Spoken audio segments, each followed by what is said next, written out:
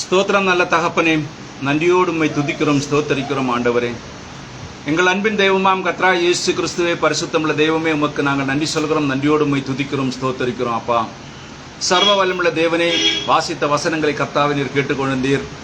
போன வாரம் ஆண்டவராய் இயேசு கிறிஸ்து விவாகம் வேறாத்தும் என்ற அந்த சப்ஜெக்டிலே ஆண்டவராய் இயேசு கிறிஸ்து ஒரு சில கேள்விப்பதர்களுக்கு கர்த்தர் தீர்க்கதரிசியின் மூலமாய் சொல்லப்பட்ட வார்த்தைகளை தியானிக்கும்படியாக கர்த்தர் இந்த மகத்தான கிருபைகளுக்காக நாங்கள் நன்றியோடு உம்மை துதிக்கிறோம், ஸ்தோத்தரிக்கிறோம் ஆண்டவரே. அதைத் தொடர்ந்து அதே விவாகம் விவாகரத்தும் என்கிற சப்ஜெக்டில் ஆண்டவர் ஒரு சில கேள்விகள் இன்றும் இருக்கின்றன.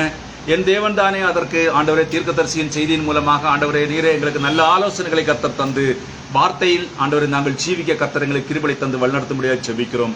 கேட்கிற இருதயங்களையும் பேசுகிற அடியனையும் தம்முடைய சட்டைக்குள்ள மறைத்து நீர் எங்களை வழிநடத்தும்படியாய் எங்கள் மீட்பு ரட்சகருமாகிய இயேசு நாமத்தில் ஆமென்.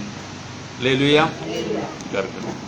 ஒருமுறை கூட வாசிங்க இந்த வசனத்தை. ஒருவன் ஒரு ஸ்திரீயை விவாகம் பண்ணி கொண்டிருந்த அவளிடத்தில் இலட்சியான காரியத்தை கண்டு அவள் மேல் ஈரமற்றவனானால் அவன் தள்ளுதல் சீட்டை எழுதி அவள் கையிலே கொடுத்து அவளை தன் வீட்டை விட்டு அனுப்பிவிடலாம்.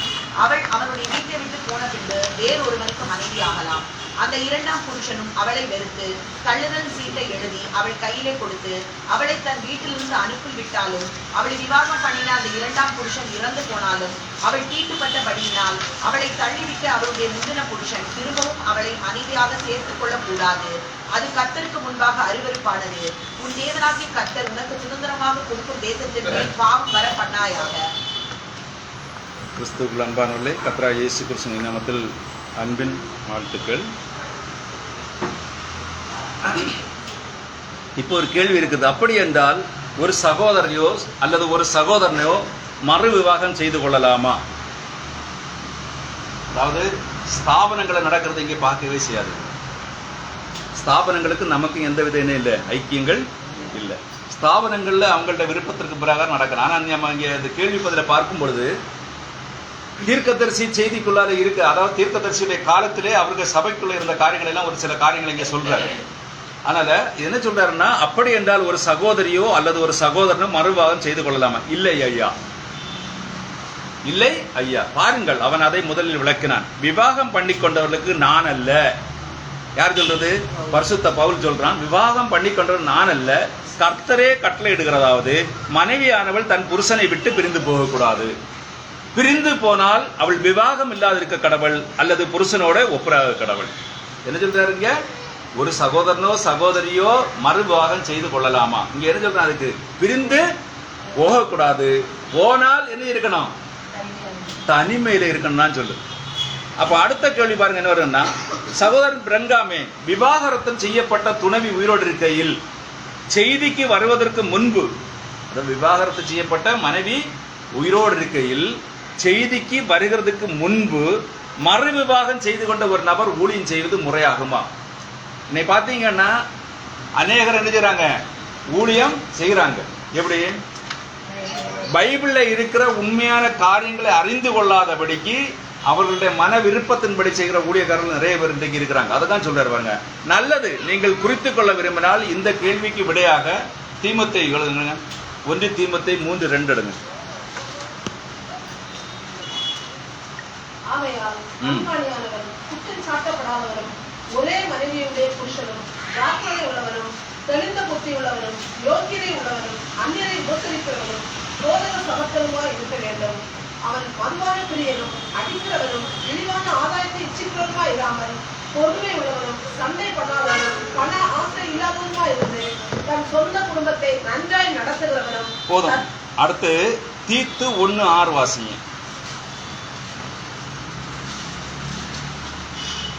குற்றச்சாட்டப்படாதவரும் ஒரே மனைவியுடைய புருஷனும் துன்மார்க்கர் என்றும் அடங்காதவர்கள் என்றும் பேர் எடுக்காத விசுவாசம் உள்ள பிள்ளைகள் உடையவனாகிய ஒருவன் இருந்தால் அவனையே ஏற்படுத்தலாம். என்ன சொல்றாங்க? தீர்த்து 1:6 என்ன சொல்றாங்க? ஒரு ஊழியக்காரன் எப்படி இருக்கணும்னா குற்றம் சாட்டப்படாதவனாக இருக்கணும். எப்படி இருக்கணும்? அடுத்து ஒரே மனைவியுடையவனாக இருக்கணும். ஒரே மனைவியுடைய புருஷனும் துன்மார்க்கர் என்றும் அடங்காதவர்கள் என்றும் பெயரெடுக்காத விசுவாசம் உள்ள பிள்ளைகளை உடையவனுமாக ஒருவன் இருந்தால் அவனையே ஏற்படுத்தலாம். அடுத்து இங்கே எழுதுகிறாருன்னா 3:2 ஆகையால் கண்காணியானவன் குற்றஞ்சாட்டப்படாதவனும் ஒரே மனைவியை உடைய புருஷனும் ஜாக்கிரதை உள்ளவனும் தெளிந்த புத்தி உள்ளவனும் யோக்கியதை உள்ளவனும் அந்நியரை உபசரிக்கிறவனும் போதக சமர்த்தனமாய் இருக்க வேண்டும். யார் இருக்கணும்? இங்க இவ்வளவு கேள்விக்கு ஆன்சர் அங்க உள்ளே பைபிளே இருக்குது. அதுக்கு என்ன சொல்றாரு பாருங்க. அவர் சொல்றாரு, ஒரு மனிதன் கண்காணிப்பாளன் அல்லது பிரசங்கியின் உத்தியோகம் வைக்க ஆவல் கொண்டால் அல்லது சபையில் அல்லது வேறெந்த உத்தியோகத்தையும் அவன் ஒரே மனைவி உடையவனாய் இருக்க வேண்டும். அது உண்மை. ஒரு போதகர் தேவனுடைய வீட்டில் ஊழியக்காரனாக இருக்கும் ஒருவன் ஒரே மனைவியை உடையவனாக இருக்க வேண்டும் என்பதை கவனியுங்கள். எப்படி இருக்கணும்? ஒரு மனுஷனை உடையவனாக இருக்க வேண்டும் என்பதை கவனியுங்கள். இப்பொழுது ஒரு காரியம் என்னவெனில், கேள்விகளை குறித்து நான் கவலைப்படுவதற்கு காரணம் என்னவெனில், என்னை தொல்லைப்படுத்துகிற தீவிரமான காரியம் ஒன்று உண்டு. அதுதான் விவாகம் விவாகரத்து என்பது பெயரில் உள்ள கேள்விகளுக்கு விடையளிப்பது. ஓ என்னே, தொலைபேசியில் கூப்பிடுதல், கடிதங்கள். ஒரு சகோதரன் கம்பளியால் தன்னை கோர்த்து கொண்டு என் முற்றத்தில் இரவு 12 மணியிலிருந்து அடுத்த நாள் விடியும் வரைக்கும் உட்கார்ந்திருந்தார். பாருங்க, இந்த கேள்விக்கு ஆன்சர் அடைகிறது என்று ஒரு மனுஷன் இணைஞ்சிருக்காருன்னா அவர் வீட்டுல ராத்திரி இணைஞ்சிருக்கான், முன்னாடி போய் காவல் இருக்கிறான். 12 மணிலிருந்து காலையில வரை காவல் இருந்திருக்கிறான். என்னன்னா அவனுடைய வாழ்க்கையில் இருக்கிற போராட்டத்திற்கு தீர்வு காண்றதுக்காக வேண்டி. அது சொல்றாரு, போதகர்கள் எல்லா இடங்களிலிருந்தும் தொலைபேசியில் கூப்பிடுகின்றனர். 2-3 முறை விவாகம் செய்தல் போன்றவை ஊழியங்கள். உங்களை ஒன்று கேட்க விரும்புகிறேன். அதன் பேரில் இன்னும் அநேக கேள்விகள் இங்குள்ளன என்று நான் அறிவேன். அவைகளை நான் ஆராய்ந்து பார்க்கவில்லை. ஆனால் அதன் பேரில் அநேக கேள்விகள் இங்கு இன்னும் உள்ளன. இதை சற்று ஞாபகம் கொள்ளுங்கள். விவாகம் செய்து விவாகரத்து செய்துவிட்டு, முதல்ல விவாகம் செய்யறான், அடுத்து நினைக்கிறான் விவாகரத்து செய்துவிட்டு மீண்டும் விவாகம் செய்து கொண்ட ஜனங்களாகிய நீங்கள் எனக்கு ஒன்றை வாக்கு பண்ணி கொடுங்கள். என்ன செய்யிருக்காங்க? சபையில் இருக்கிறவங்க சொல்றாரு. என்ன சொல்றாரு? விவாகம் செய்து திரும்பவும் விவாகரத்து செய்து திரும்பவும் விவாகம் செய்து கொண்ட நீங்கள் எனக்கு ஒரு வாக்கு பண்ணி கொடுங்கள். நீங்கள் என்மேல் உங்கள் நம்பிக்கை வைத்திருக்கிறீர்கள் என்று எண்ணுகிறேன். நான் தேவனால் அனுப்பப்பட்ட உங்கள் தீர்க்கதரிசி, உங்கள் ஊழியக்காரன் என்று நீங்கள் என்னை விசுவாசித்தால் இதன் பேரில் நான் சொல்லும் சொற்களை ஏற்றுக்கொள்ளுங்கள்.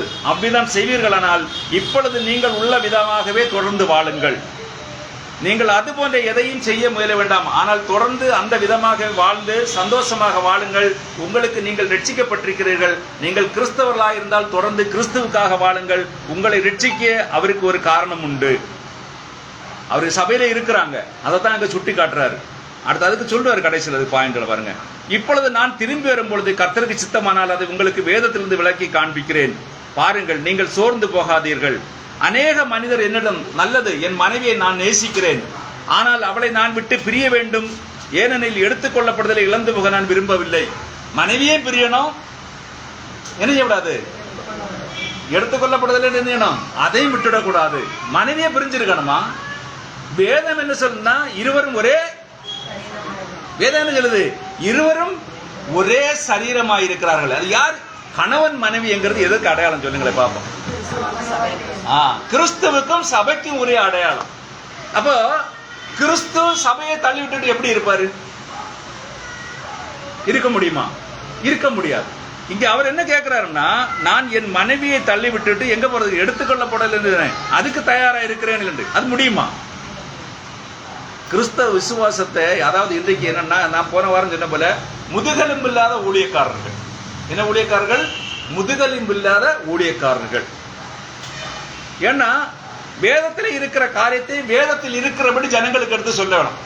அவர்கள் ஏற்றுக்கொண்டாலும் சரி, ஏற்றுக்கொள்ளாமல் போனாலும் சரி, ரிஜெக்ட் பண்ணாலும் சரி, அவங்க வேண்டான்னு நம்மளை தள்ளினாலும் சரி, வேதம் தான் மிகவும் முக்கியமாக இருக்கிறது. அடுத்து சொல்றாரு பாருங்க அங்க, அதன் பிறகு நான் இதை 10-15 நிமிடங்கள் விளக்க முடியாது. இதை விளக்க சிறிது நேரம் தேவைப்படும். ஏனெனில் அது வேத வசனமாக இருக்க வேண்டும், அது கர்த்தர் உரைக்கிறதாக என்பது இருக்க வேண்டும். இல்லை என்றால் அது சரியல்ல. இயேசு இங்கு வேசித்தன முகாந்திரமொழிய தன் மனைவியை வேறொரு காரணத்தால் தள்ளிவிட்டு வேறொருத்தி விவாகம் பண்ணுகிறவன் விபச்சாரம் செய்கிறவனாக இருப்பான் என்று கூறியிருக்கிறார். ஆண்டவர் என்ன சொன்னாரு? வேசித்தன முகாந்திரமாத்தில் உள்ள ஒளிய தன் மனைவியை தள்ளிவிட்டு வேறொருத்தி விவாகம் பண்ண வேற இருக்கிறான். மத்தேயு 5:22 வாசிக்கின்றான். அவன் விபச்சாரம் செய்கிறவனாக இருப்பான் என்று கூறியிருக்கிறார். இவைகளை கூற அவருக்கு ஒரு காரணம் இருந்தது. அவர் தேவன், அது அவருடைய வார்த்தை. அவர் என்ன சொல்றாரு? இதைகளை கூற அவருக்கு ஒரு காரணம் இருந்தது. அவர் தேவன், அது அவருடைய வார்த்தை. நாம் தொடக்கத்திற்கு சென்று இவைகளை எல்லாம் எதை குறிக்கின்றது என்று கண்டுபிடித்து இவளை கொண்டு வருவோம்.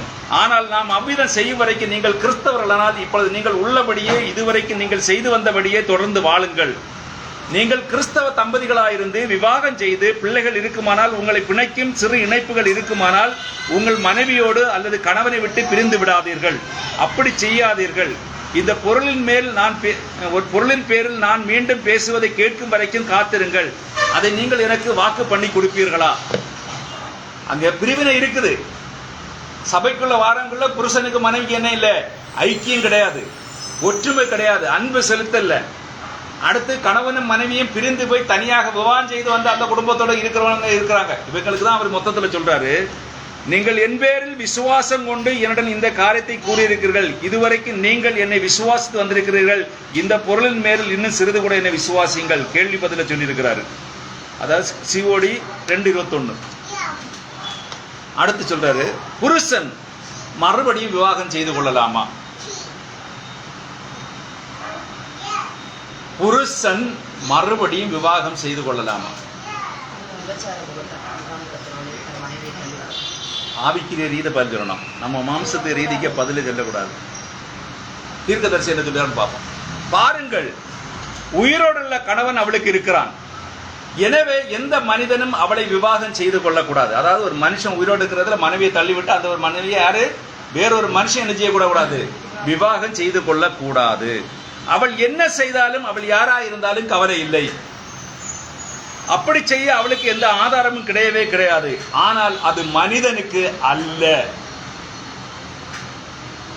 இது யாருக்கு இல்ல? மனிதனுக்கு அல்ல. மனைவியானவள் என்ன புருஷன் தள்ளிவிட்டா என்ன இருக்கணும்? அப்படியே இருந்துட வேண்டியதான். புருஷனுக்கு அங்க சொல்லவே இல்லை. அதுக்காக கொண்டு வர்றாரு பாருங்க.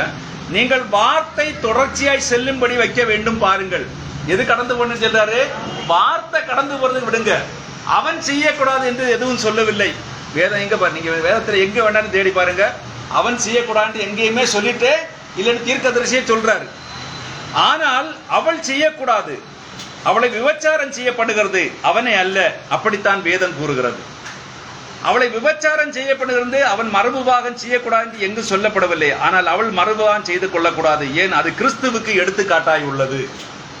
நீங்க வீட்டுல போயிருந்துகிட்டு எசேக்கியேலின் புஸ்தகம் 23 அதிகாரத்தை ஃபுல்லா படிச்சு பாருங்க. இப்ப இல்ல, வீட்டுல போயிருந்து படிச்சு பாருங்க. ஏன்னா தேவன் இஸ்ரவேல் ஜனங்களை குறித்து அங்க சொல்லப்படுகிற ஒரு காரியங்கள் அங்க இருக்கிறது. யாரை குறித்து? இஸ்ரவேல் ஜனங்களை குறித்து சொல்லுகிற ஒரு காரியம் அங்க இருக்கு. நமக்கு அந்த சப்ஜெக்ட் போனா நான் சொல்றேன் பாருங்க. இனி 2 கொரிந்தியர் 11:2 வாசியுங்கள்.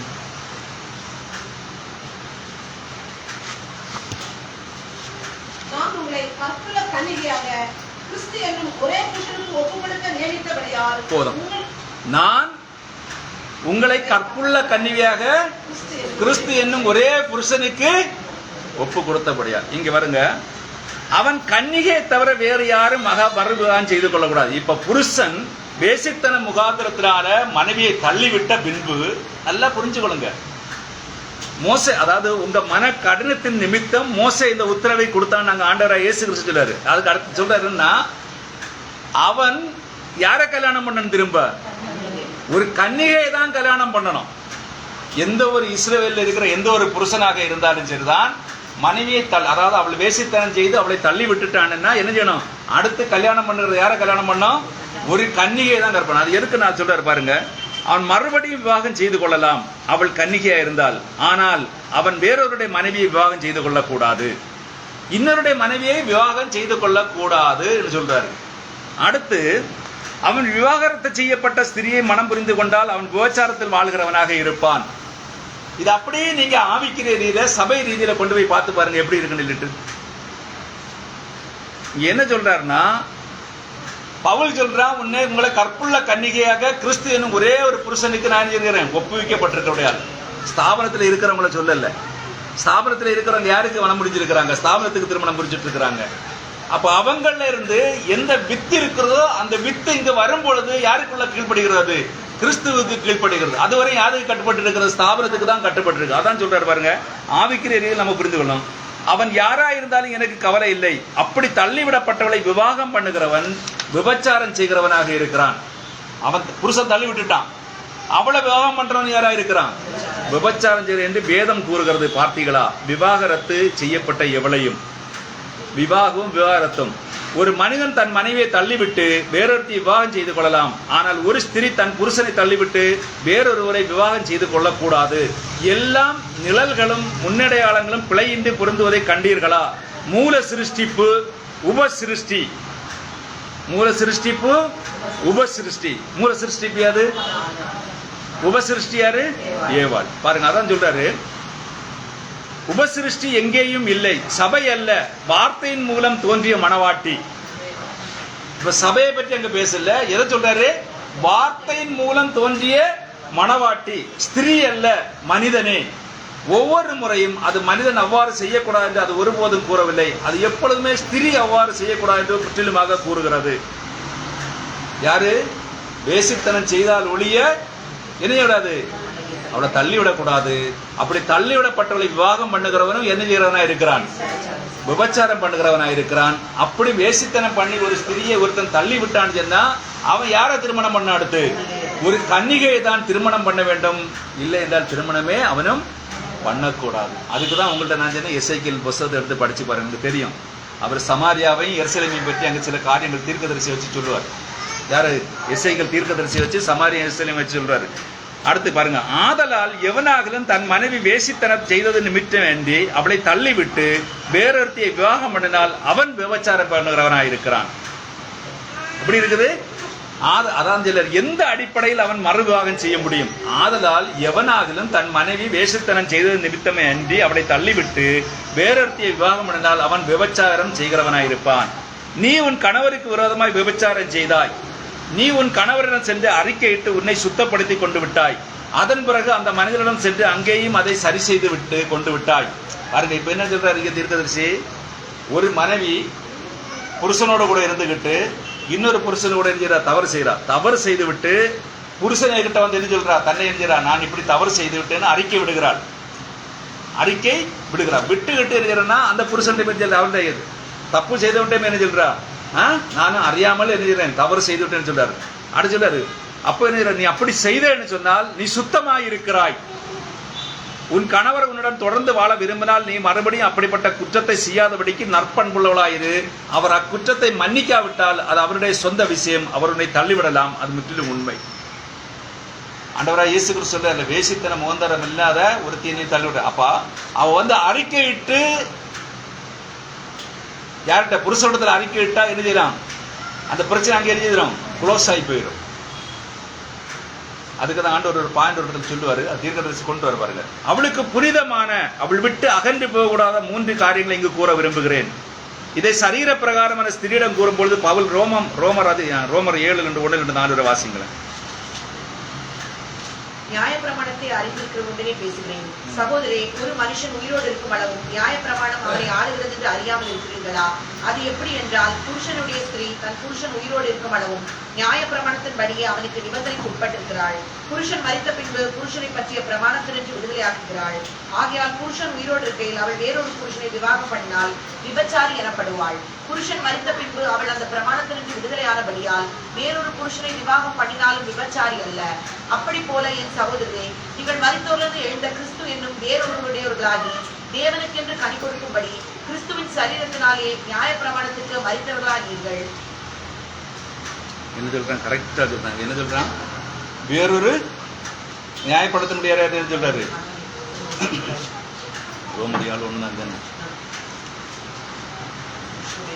அப்படி அல்ல என் சகோதரரே, நீங்கள் மரித்தோரிலிருந்து எழுந்த கிறிஸ்து என்னும் வேறுடையவர்களாகி தேவனுக்கென்று கனி கொடுக்கும்படி கிறிஸ்துவின் சரீரத்தினாலே நியாயப்பிரமாணத்துக்கு என்கிறார்கள் மரித்தவர்களானீர்கள்.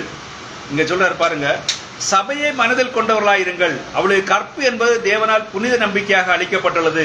ஸ்திரிக்கு தவிர வேறு யாருக்கும் அது கிடையாது. இந்த உலகத்துல கற்பு என்கிறது யாருக்கு மட்டும்தான் உண்டு? எல்லா பெண்களுக்குமா? மிருகங்கள் இருக்கிற பெண்களுக்கு எல்லாம் சொல்லியிருக்கிறார் இல்ல. மனித இனத்தில் பெண்களுக்கு மட்டும்தான் கற்பு என்கிறத பற்றி என்ன சொல்லுவார் இங்க பேசுறாரு பாருங்க. அடுத்து, அது உண்மை, அது தேவனால் அவளுக்கு அளிக்கப்பட்டுள்ளது. அவள் அந்த கற்பை கரைப்படுத்த கூடாது. அவள் ஏதாகிலும் தவறு செய்ய நேர்ந்தால் கணவன் அவளை மணப்பதற்கு முன்பு அவள் அதனை அவனிடம் அறிக்கை செய்ய வேண்டும். என்ன செய்யணும்? அறிக்கை செய்து சரிபடுத்தி கொள்ள வேண்டும்.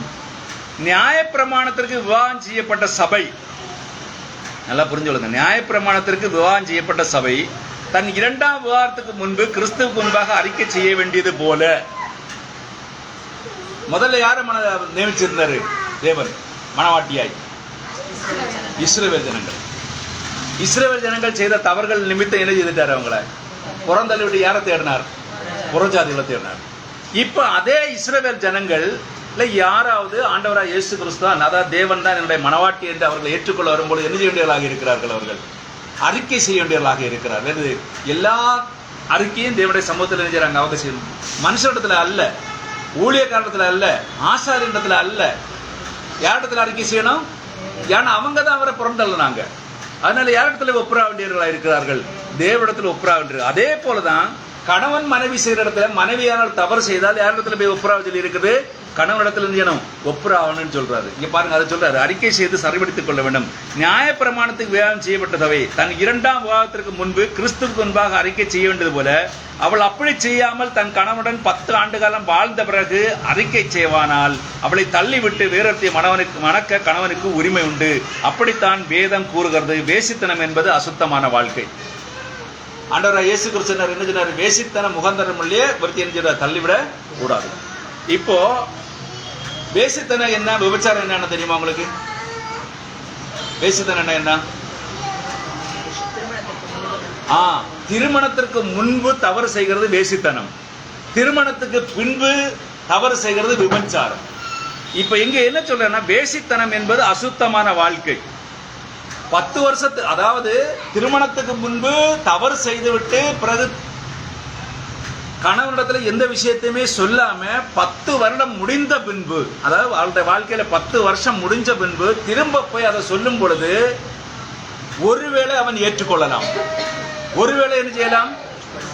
தள்ளிவிடலாம். அதான் சொல்லாரு, வேறொருத்தையை மடக்க அவனுக்கு. அதனால தான் மோசே உங்கள் மன கடினத்தின் நிமித்தம் இந்த கட்டளை உங்களுக்கு இடத்திலிருந்து பெற்றுக் கொடுத்தான் என்று சொல்லி அங்க சொல்றாரு. அடுத்து, ஒரு ஸ்திரீ தன் கணவனை தள்ளிவிட முடியுமா? கேள்வி. ஒரு ஸ்திரீ தன் கணவனை தள்ளிவிட முடியுமா? அவனுக்கு விருப்பமான எந்த நேரத்திலும் அவன் தன் மனைவியை தள்ளிவிடலாம், ஆனால் அவள் அவனை தள்ளிவிடக் கூடாது. அதுபோன்று அவருக்கு விருப்பமான போது அவர் என்னை குப்பையில் எறிந்து விடலாம். நல்லா புரிஞ்சுக்கொள்ளுங்க. நம்ம நீங்க நினைக்கிறா இது கணவன் மனைவிங்கிற உறவுல பேசினாலும் இது என்னது? எல்லா காரியங்களும் எதா இருக்கிறது? ஆவிக்குரிய காரியங்களாக இருக்கிற. அவனை பாருங்க, அவர் சொல்லாரு, ஆனால் அவள் அவரை தள்ளிவிடக்கூடாது. சபை அவளை எரிஞ்சிடாது, அவரை எரிஞ்சிடாது, ஒரு நாளுமே எரிஞ்சிடாது, தள்ளிவிடக்கூடாது. ஆனால் அவர் யாரு பாருங்க, தவறு செய்த பொழுது இஸ்ரவேல் தன்னுடைய பிள்ளைகள் என்று யாரை பார்க்கல, பார்த்தாரு அவரு. அப்ப நீங்க இந்த நாள்ல தவறு செய்த நம்மள அவர் பார்ப்பாரா? நம்ம இன்னைக்கு அவருடைய பிள்ளைகள்ங்கிற அதிகாரத்தை பெற்றிருக்கிறோம்.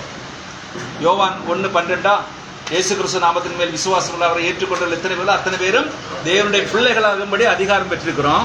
அதிகாரம் பெற்றிருக்கிற நாம் தவறு செய்யும் பொழுது அவர் தள்ளிவிடுவது ரொம்ப ஈஸியான விஷயம். பாருங்க, இஸ்ரவேல் ஜனங்கள் அவரையே தேவன் என்று ஆராதித்துக் கொண்டதை வீட்டுல என்னெல்லாம் செஞ்சாங்க? உருவ வழிபாடு செய்தார்கள். சூரியனுக்கும் நட்சத்திரங்களுக்கும் சந்திரனுக்கும் எல்லாம் செய்தாங்க, பணியாரங்கள் செய்து என்ன செய்தாங்க? அவர்களையும் கும்பிட்டார்கள். கர்வாலி மரத்துக்குள்ள இருக்கிற எல்லா உருவங்களுக்கும் போய் என்ன செய்தாங்க? ஆராதனை. இந்த ஆராதனை கூட யாருக்கும் ஆராதனை பண்ணாங்க? தேவனுக்கும் ஆராதனை பண்ணினார்கள். இது யாருக்கு விருப்பம் இல்லாத காரியம்?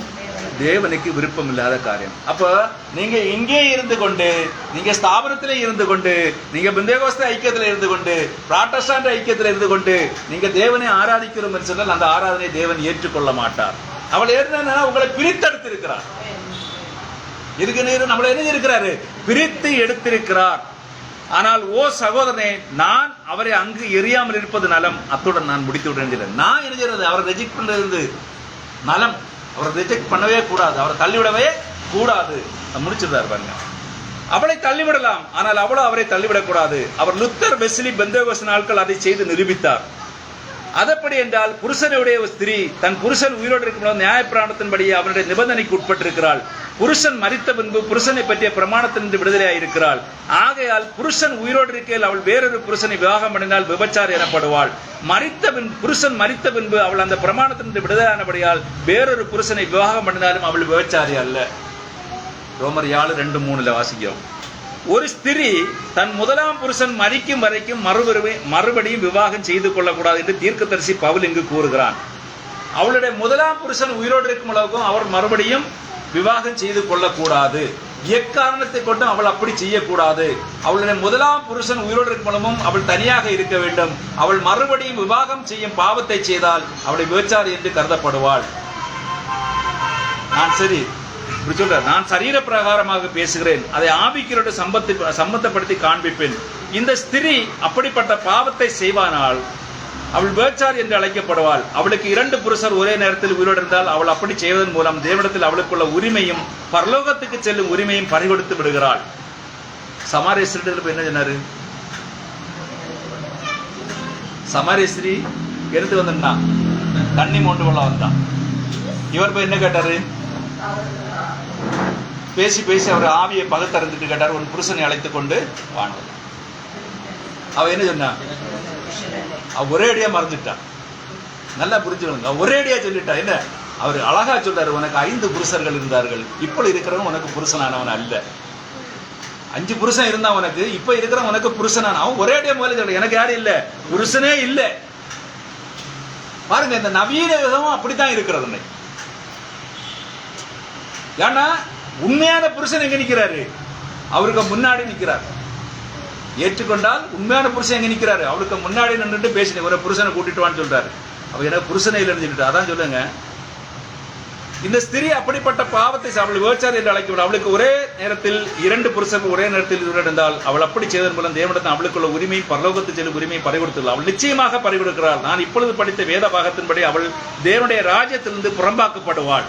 கிறிஸ்துவின் மனவாட்டின் காணக்கூட முடியாத இணைப்பை சொல்றாரு. நீங்கள் 1 கொரிந்தியர் 7:10 பாருங்கள். பவுல் கணவனை தள்ளி விடுகிற எந்த ஸ்திரீயும் மறுபடியும் விவாகம் செய்து கொள்ளக்கூடாது என்றும் அவள் தனித்திருக்க வேண்டும் என்றும் இல்லை என்றால் கணவனோடு ஒப்புராக வேண்டும் என்று கட்டளையிடுகிறான். அவள் மறுபடியும் விவாகம் செய்து கொள்ளக்கூடாது, அவள் தனித்திருக்க வேண்டும். ஆனால் கவனியுங்கள், மனிதனை குறித்து அவன் அவ்வாறு கூறவில்லை. பாருங்கள், வார்த்தை பொய்யுரைக்காது, நீங்கள் செய்யவும் முடியாது. அடுத்து சொல்றாரு, ஒரு ஸ்திரீயுடைய புருஷன் மரித்து விட்டால் அவர் மறுபடியும் விவாகம் செய்து கொள்ளலாமா? 1 கொரிந்தியர் 7:39 இருக்குது. மனைவியானவள் தன் புருஷன் உயிரோடு இருக்கும் காலமளவும் பிரமாணத்தினால் கட்டப்பட்டிருக்கிறாள். தன் புருஷர் மரித்த பின்பு தனக்கு இஷ்டமானவனாயும் கர்த்தருக்கு உட்பட்டவனுமாய் இருக்கிற எவனையாலும் விவாகம் பண்ணிக்கொள்ள விடுதலையாகி இருக்கிறாள். இன்னைக்கு பாத்தீங்கன்னா என்ன நடக்கு பாத்தீங்களா? சமூகத்துல என்ன நடக்கு இன்னைக்கு?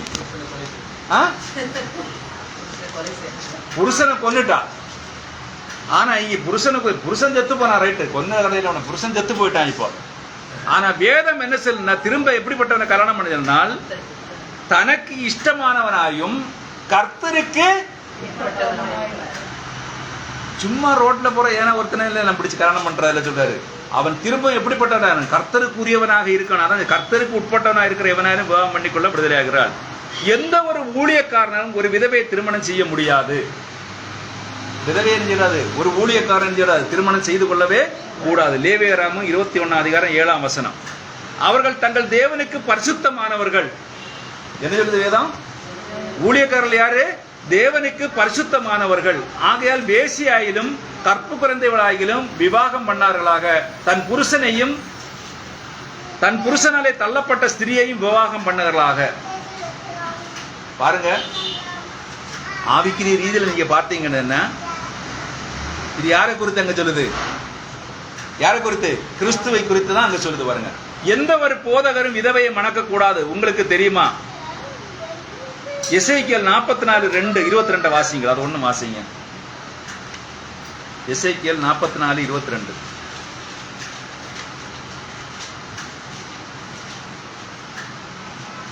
விதவையும் தள்ளிவிடப்பட்டவளையும் அவர்கள் விவாகம் பண்ணாமல் இஸ்ரவேல் வம்சத்தாளாகிய கன்னிகையாயிலும் ஒரு ஆசாரியன் மனைவியாயிருந்த விதவையாயிலும் விவாகம் பண்ணலாம். பாத்தீங்களா? யாருக்கு உத்தரவு கொடுக்காங்க? கன்னிகைக்கும் ஆசாரியனுக்கு மனைவியா இருந்த விதவையும் தான் கல்யாணம் பண்ண சொல்றாரு. வேற யாரும் எங்க சொல்லவே இல்லை. விவாகம் என்று இது உங்களுக்கு காண்பிக்கும். இது இயேசு கிறிஸ்துவின் கன்னிகை மணவாட்டிக்கு முன்னடையாளம் உள்ளது. ஏனெனில் ஆசாரியர்கள் ஆரோனின் குமார்கள் தேவனுடைய அக்கினியை கையாண்டனர். ஆரோனின் குமார் தேவனுடைய அக்கினியை கையாண்டனர். எனவே அவர்கள் வேறொரு மனிதனால் தொடப்பட்ட ஒரு ஸ்திரியை விவாகம் செய்யக்கூடாது. மாறாத தேவன் அவ்வாறு கூறியுள்ளார். அவர்கள் வேறொரு மனிதன் தொட்ட ஸ்திரியை விவாகம் செய்யக்கூடாது என்னும் போது ஜீவனுள்ள தேவனுடைய சபையானது எதை சொல்றாரு? இப்ப கொண்டு இப்ப ஸ்திரீ யாரா இருக்கிறது? இப்ப சபையா இருக்கும் பொழுது ஜீவனுள்ள தேவனுடைய சபையானது தூய்மையான கலப்படமற்ற தேவனுடைய வார்த்தையாகும். இப்ப சபை யாரா இருக்கிறது சொல்லுங்களேன்? அது எப்படிப்பட்ட வார்த்தையா இருக்கிறது? தூய்மையானதும் கலப்படப்பட்ட வார்த்தை தான் தேவனுடைய சபையாக இருக்கிறது.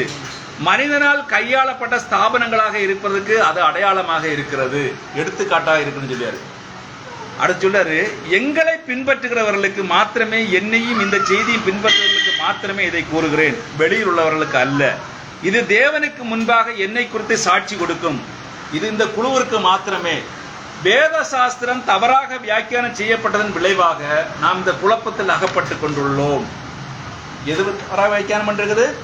நம்ம என்ன வாசித்த வசனங்களை எல்லாம் அவங்களுக்கு விருப்பத்துக்கு வேற நினைக்கிறாங்க, அவங்களுக்கு ஏற்றவாறு நினைக்கிறாங்க, வியாக்கியானம் பண்ணினால இந்த குழப்பத்துக்கு ஏற்பட்டிருக்கும். அதன் விளைவாகத்தான் பெண்களாகிய நீங்கள் 2ஆம் முறை விவாகம் செய்து கொண்டீர்கள். ஆண்களாகிய நீங்கள் தவறாக வியாக்கியானம் செய்யப்பட்ட வேத சாஸ்திர விளைவாக அவர் என்னிடம் கூறின ஒன்றை இப்பொழுது உங்களுக்கு காண்பிக்க விரும்புகிறேன். இதை நீங்கள் உண்மை என்று நம்பி இது தேவனிடத்தில் வந்தது என்று விசுவாசியுங்கள். அவருடைய மேகமும் என்னை இவ்வளவு தூரம் கொண்டு வந்துள்ளது.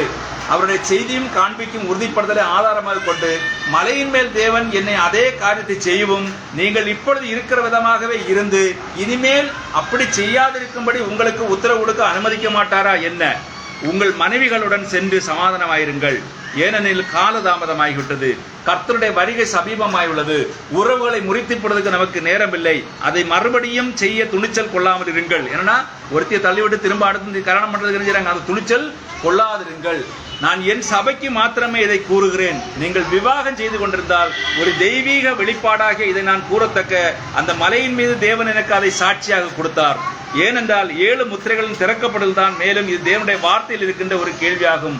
அவர்கள் இப்பொழுதுள்ள விதமாக வாழ்ந்து இனி பாவம் செய்யாதிருப்பார்களாக. ஆதி முதலாய் அப்படி இருக்கவில்லை, அது உண்மை. அப்படி இருக்கவில்லை, முடிவிலும் அப்படியே இருக்காது. ஆதியிலும் அப்படி இல்லை, முடிவிலும் அப்படியே இல்லை. சூழ்நிலையில் தேவனுடைய ஊழியக்காரன் என்ற முறையில் என்னை அவருடைய தீர்க்கதரிசி என்று அழைத்துக் கொள்ள மாட்டேன்.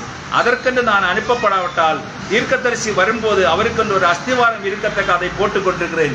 எனவே நவீன சூழ்நிலையில் உங்கள் மனைவிகளுடன் இப்பொழுது வீடு சென்று வாழ்க்கை நடத்தும்படி உங்களுக்கு கட்டளையிடுகிறேன். அவளுடன் நீங்கள் மகிழ்ச்சியா இருந்தால் அவளுடன் வாழ்ந்து குழந்தைகளை தேவபக்தியில் வளர்ப்பீர்களாக. ஆனால் நீங்கள் மறுபடியும் அதை செய்வீர்களானால் தேவன் உங்கள் மேல் இரக்கமாய் இருப்பாராக.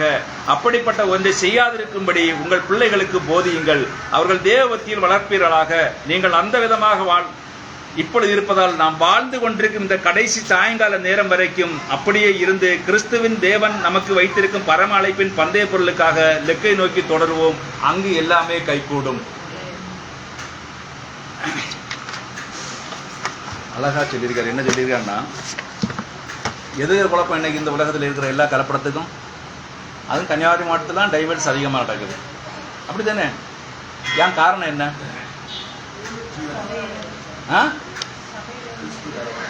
காரணம் என்ன பாருங்க. இப்போ கவுன்சிலிங் ஒன்று வச்சிருக்கிறாங்க. அந்த கவுன்சிலிங் என்ன சொல்லி கொடுக்குறாங்க?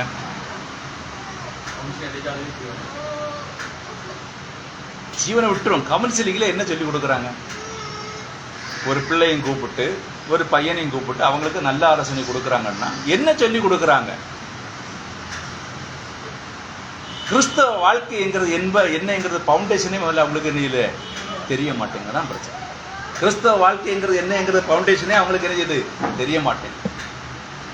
உண்மையிலே கிறிஸ்தவ வாழ்க்கையில பவுண்டேஷன் அஸ்திபாரம் என்ன சொல்லுங்களேன்?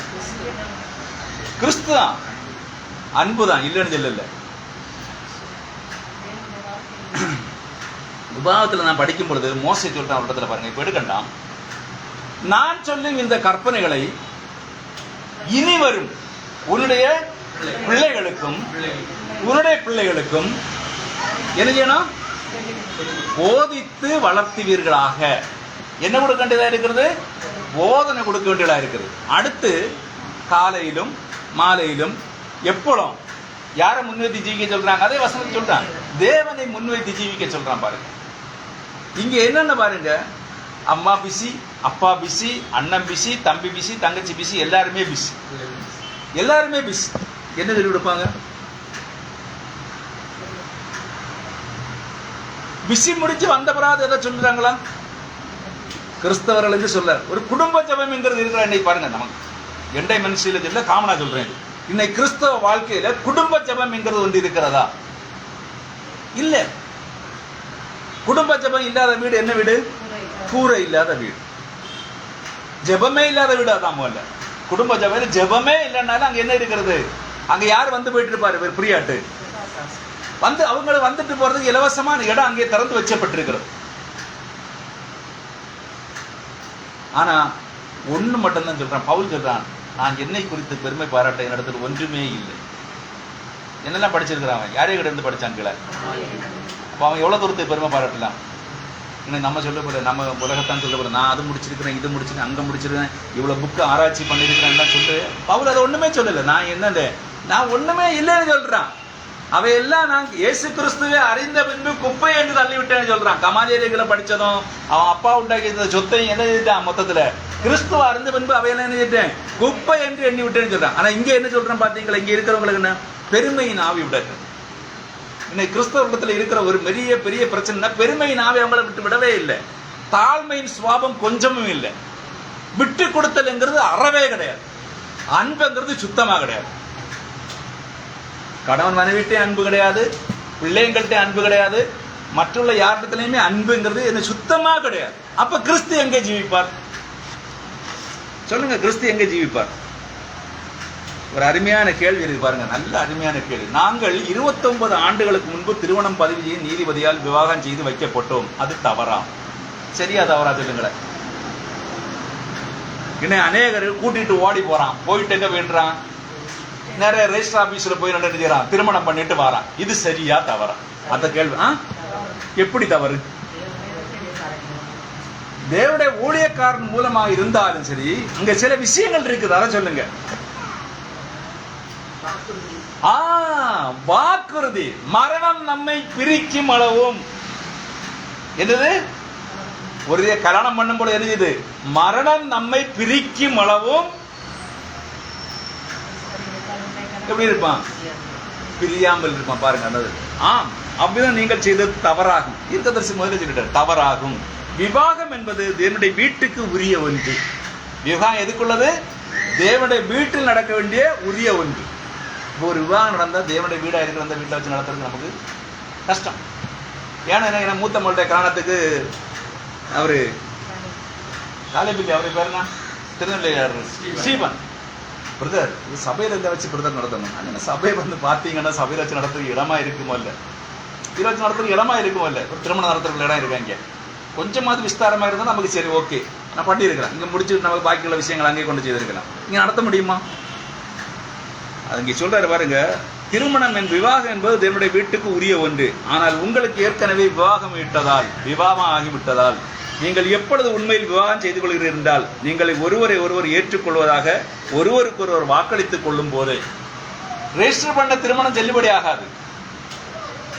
எப்ப ஒரு ஸ்டார்டிங் லவ், அந்த அவங்களுக்கு லவ் பண்ணிட்டு ஸ்டார்டிங்ல சரி விட்டு பிரியோட இவ்வளவு தான் வாழணும்னு இல்லைங்க, ஒரு வாக்குறுதி கொடுப்பான், நான் மரணம் நம்ம பிரிக்கணும் அப்பளும் சொல்லுவான், நான் உன்னை விட்டு பிரிஞ்சே போக மாட்டேன், நீ தான் எனக்கு எல்லாம்.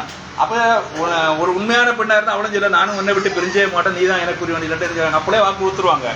ஆனால் தேவனுடைய வீட்டில் வந்து அந்த வாக்கை கொடுக்கும் பொழுது அது உறுதி செய்யப்படுகிறது.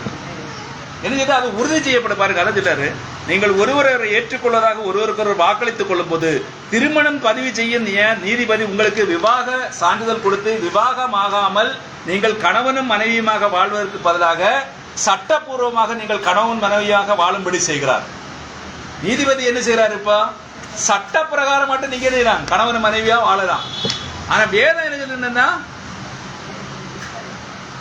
உண்மையான கணவனும் மனைவியுமாக நீங்க, அதாவது என்ன பிரச்சனை வந்தாலுமே விட்டு கொடுக்காத அட்ஜஸ்ட் பண்ணி அன்பு செலுத்தி வாழ்கிற ஒரு குடும்பமாக தான் தேவன் நினைக்கிறாரு குடும்ப வாழ்க்கையை அமைக்கிறார். நீதிபதி நினைக்கிறாரு, ஒரு பிரச்சனை வந்து நினைக்கிறான், கணவன் மனைவியா ஒரு ரூம் எடுத்து தங்கி குடும்ப வாழ்க்கை நடத்துறாங்க. மனைவிக்கும் கணவன் மனைவிக்குள்ள ஒரு பிரச்சனை, திடீர்னு கோபத்தில் அரைஞ்சிடறான். என்ன செய்யறா? அவன் பிளாட் ஆயிடுறா. இவன் சூட் கேஸில் வெட்டி துண்டாக்கி கொண்டு எங்கே கொண்டு போட்டுட்டு அவன் பாட்டு போயிட்டே இருக்கிறான். புரிஞ்சுக்கலங்க, தேவனுக்கு விரோதமான காரியங்கள். அதான் சொல்றாரு. ஆனால் நீங்கள் அந்த பெண்ணுக்கு வாக்களித்து அவளும் உங்களுக்கு உண்மையாக வாழ்வதாகவும் உங்களை கணவனாக ஏற்றுக்கொள்வதாக வாக்களிக்கும் அந்த நேரத்திலே உங்களுக்கு விவாகம் ஆகிவிடுகிறது. எப்பதான் ஆகிடுறது? நீங்க எப்ப வாக்கு கொடுக்குறீங்களோ அந்த வாக்கு எங்க கேட்கறது? யாருடைய சமூகத்தில் கேட்கறது? தேவனுடைய சமூகத்தில் கேட்கறது. உங்களுக்கு ஞாபகம் உள்ளதால் அதை நான் போன வாரம் விளக்கி காண்பித்தேன். அது போன வாரம் என்றுதான் நினைக்கிறேன். வேதாகமத்தில் பழைய ஏற்பாட்டிலும் கூட ஒரு மனிதன் விவாகம் செய்து கொள்ள ஒரு பெண்ணுக்கு நியமிக்கப்படும் போது அதை குறித்த கட்டளைகள் உங்களுக்கு தெரியும். அதை மீறினால் அது விபச்சாரத்துக்கு சமானம். நிச்சயமாக அவன் வாக்களித்தால் அது அவ்வளவுதான். அண்டர் நாள் ஆனல்மெண்ட் விவாகரத்தும் ஒன்றா. அதாவது ஆனல்மெண்ட் என்னன்னு தெரியல, அதாவது அந்த கூடி வாழ்கிற வாழ்க்கையா இருக்குன்னு நினைக்கிறேன். அதான் சொல்லுதா இருக்குன்னு நினைக்கிறேன். அதுவும் விவாகரத்தும் ஒன்றா என்ன தெரியல. ஆனல்மெண்ட் நான் தான் மீனிங் பார்க்கல. அங்க சொல்றாரு, என்னும் கேள்வி கேட்கப்பட்டது பாருங்கள் நண்பனே, இவ்விதமான கேள்விகளை நீங்கள் என்னை கேட்கும் போது அது எனக்கு என்ன செய்கிறது என்பதை நீங்கள் அறிவதில்லை. ஏன்னா அங்கேயே இருக்குது விஷயம். தீர்க்கதரிசிய வீட்டிலே என்ன இருக்குது, அந்த பிரச்சனை அங்கே இருக்கு. அதனால அவர் சொல்றாரு, நீங்கள் இந்த காரியங்களை சொல்லும் பொழுது என்னது எனக்கு என்ன செய்ய உங்களுக்கே தெரியவில்லை. அவர் சொல்றாரு பாருங்க, அடுத்து வராரு, 2-3 முறை விவாகமான என் நண்பர்கள் பலர் இங்கே உட்கார்ந்து இருக்கின்ற சபையில் எத்தனை இருக்கணும்? 2-3 முறை விவாகமான நண்பர்கள் எங்கே இருக்கிறாங்க? சபையில இருக்கிறார்கள். அதான் சொல்ல உட்கார்ந்து, நான் என் சொந்த மகன் பில்லிபாலையும் குறிப்பிடுகிறேன். இப்ப யார சொல்றாரு? இப்ப இடைக்காலத்தில் அவரு கத்தர்கள் நித்திரஞ்சாரு, அவரே தான் சொல்றாரு, சொந்த மகன் பில்லிபாலையும் குறிப்பிடுகிறேன். நான் பில்லிபாலை மட்டும் சும்மா விட்டு விடுவேனா? அவரு மகன் அவர் விட்டு விடல. சொல்றாரு காரியத்தை பாருங்க. இல்லவே இல்லை. பில்லிபால் ஒரு பெண்ணை விவாகம் செய்து கொண்டான்.